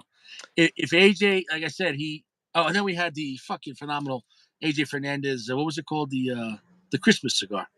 Oh, Uh, the oh shoot. it El wasn't Rey a. El Rey Mundo. Yeah. So I mean, like, but I feel like the only downside of that cigar is it should have been mass scale. It should have been mass scale. So he has it in him to make beautiful cigars. If Yeah, he could have done that even better on mass scale and have mass recognition with beautiful boxes, I just think I think he's smart where he just keeps on slowly progressing in tier. He right, started like bundle cigars, and right. then he started making his own mid tier stuff. Then he started making what higher end mid tier and higher end Yeah, brands like Crystal and Aging Room. He started working with them, and then now his own shit is at like Padron level with El Popo. So to see him even fucking around with Padron with Popo right, in the next 3 years, what's next? right. Like imagine we're seeing like Davidoff level of AJ's in the next 3 years. I think we could. Like if Yeah, it's imagine AJ starts buying factories in Dominican Republic, and he's like, yeah, I'm gonna start fucking around with Dominican tobacco. yeah. Like that would be fucking scary. That'd be crazy. I think what's interesting is AJ kind of pushes the envelope one piece at a time, and you're like, oh, really? Can AJ go like up half a tier? I'm not sure. But then you Yeah, smoke it, and you're like, oh yeah, this is really good. So, well, actually, I yeah. didn't like the Olmec, but whatever. But I think that when you have something like what Rocky's doing, and it's like, oh, Rocky's making $5 cigar. Oh, now Rocky's making $100 cigar. It doesn't make any AJ too. sense. AJ. I'm sorry. Yeah, Rocky Patel got greedy. Yeah. Rocky Patel, Well, he went from $10 cigars to fucking $26 fucking BDLs or whatever the fuck it is, and then to 100. Like he went from more than double where he shouldn't be to 10 times where he shouldn't be. So in a way, it's a disgrace. Everyone's calling it. All the reviews I'm seeing for the AJ, I mean for the Rocky Patel, I'm sorry, the conviction, unless they're a shill, like this cigar is bullshit. So come on, you know what I'm yeah. saying though. I think I don't even know if it's greedy. I think it's. I mean, it's almost like he got impatient, or it's like a marketing ploy. But anyway, but AJ pulled it off in the authentic way, and it's really impressive to see. So I like you. I'm really looking forward to what he does in the next 3 years, 5 years. Dude, sky's the limit. The next, Yeah, mark my words, 3 years to see where he's going to be. I'm excited. I will say though. I will say this though. The first time I smoked a San Latano, which by the way, you gave a very good review. I think it got a 93 amazing. It was one of the old reviews. You really liked it. The San Latano Habano specifically. The first time I smoked one of those, Don't it remember it yet. it blew me the fuck away. It was amazing. And that's a cigar I'd give an 8. I mean, I really love that cigar. But when I smoked like the Olmec, I didn't even feel like it was as good. It definitely felt fancier, but I didn't feel like the value I was getting out of the cigar was like for me it Interesting, was less. So we'll interesting on see. that. Well, that's the thing about his own cigars. I mean, they all have high value. Yeah. Like everything that he makes with just his name on it is better than the price point. You Mm, know, you know. So, but I damn. think his own stuff is getting better. No, I know it's getting better. So, um, I mean, the guy made a fucking Culebra. I mean, who the fuck else is making Culebra? That's true. Yeah, that's badass. Yeah, you know what I'm saying though. So, like, what's next? I'm telling you, man. In the next 3 years, like, I don't know. I don't know. We're gonna see what happens. I gotta say, all this talk about AJ, I want to light up an AJ right now, but I don't know if you can hear. It's like pouring rain now. Can you hear that? No, yeah, I hear it. I hear it. You know, the thing about AJ's, man, they're so reliable. They're solid, and what you're getting, especially on the internet, they cost nothing. It's stupid what they cost. You know what I'm saying? And they're always bold. They're always strong. They age well. You know, we proved that they age very well. You Really know, well, yeah. so okay. And it's not like I'm being a sellout here. Like I've been busting his balls for years. You know, and Right. you know, it's like he's just constantly, slowly moving up what he does. You know, Rocky just went straight to fentanyl. He's like, "Yeah, I'm $100 cigar maker. Right. I $100 cigars." And you're like, "Really? Rocky Patel's 100?" He's like, "It's really good." And what he said in an interview, he goes, "You got to try it. It tastes like luxury." Now, I guess spending $120 for Rocky Patel is luxury because I'll never do that. Yeah. That's it's excessive. Excessive lazy. Let's just even say you bought a 5 pack of those cigars, like online. You bought 5 singles, and you smoke them all like in a week every night. You're like, wow, like you could have bought. Let me explain what you could have bought.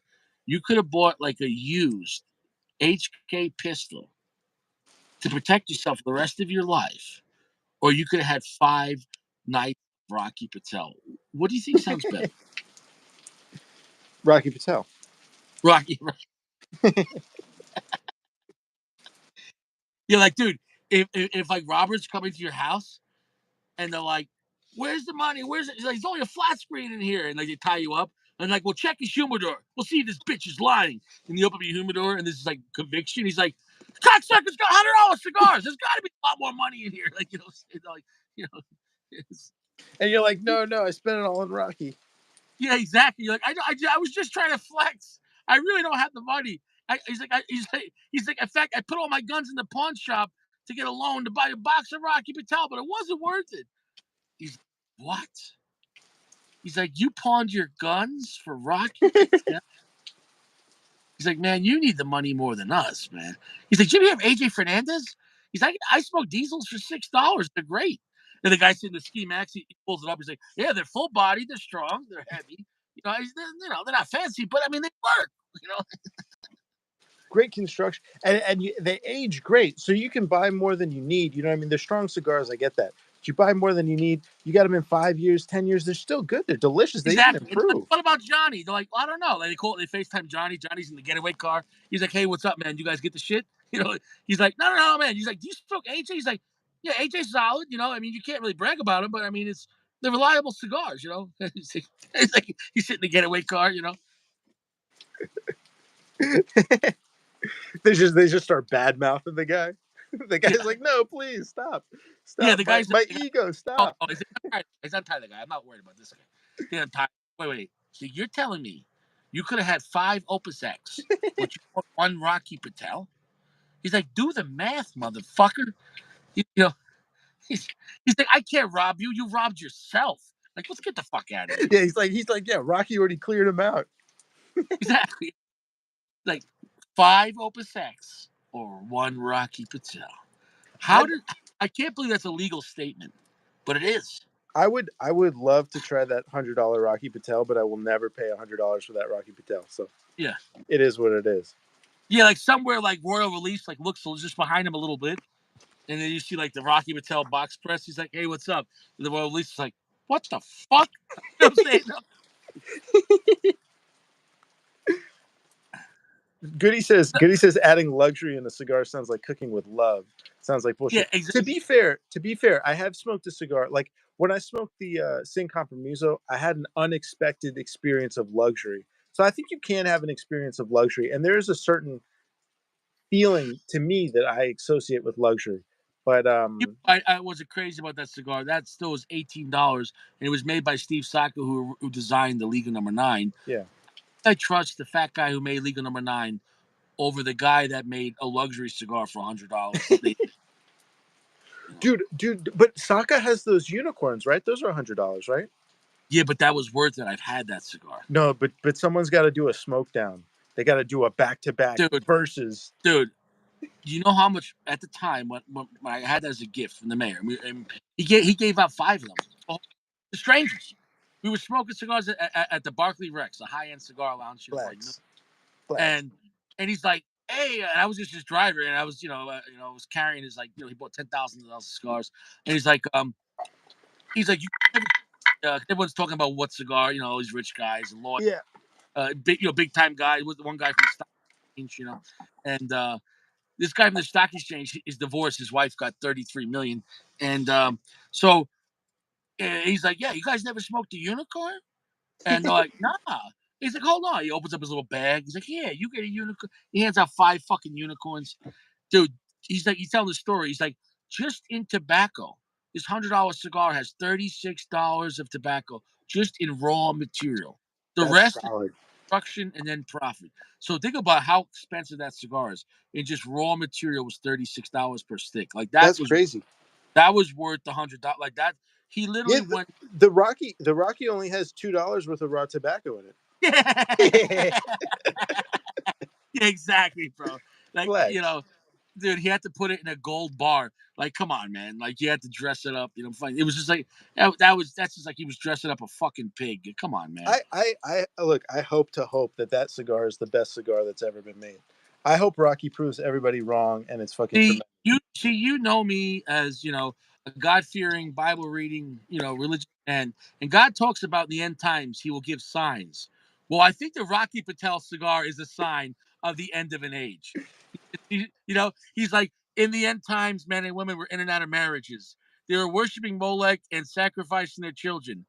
They were also smoking Rocky Patel for $100.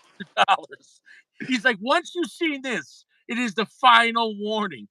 He's like, my wrath will be on, God sitting there in his chair, and like Peter knocks on him. He's like, "What's up?"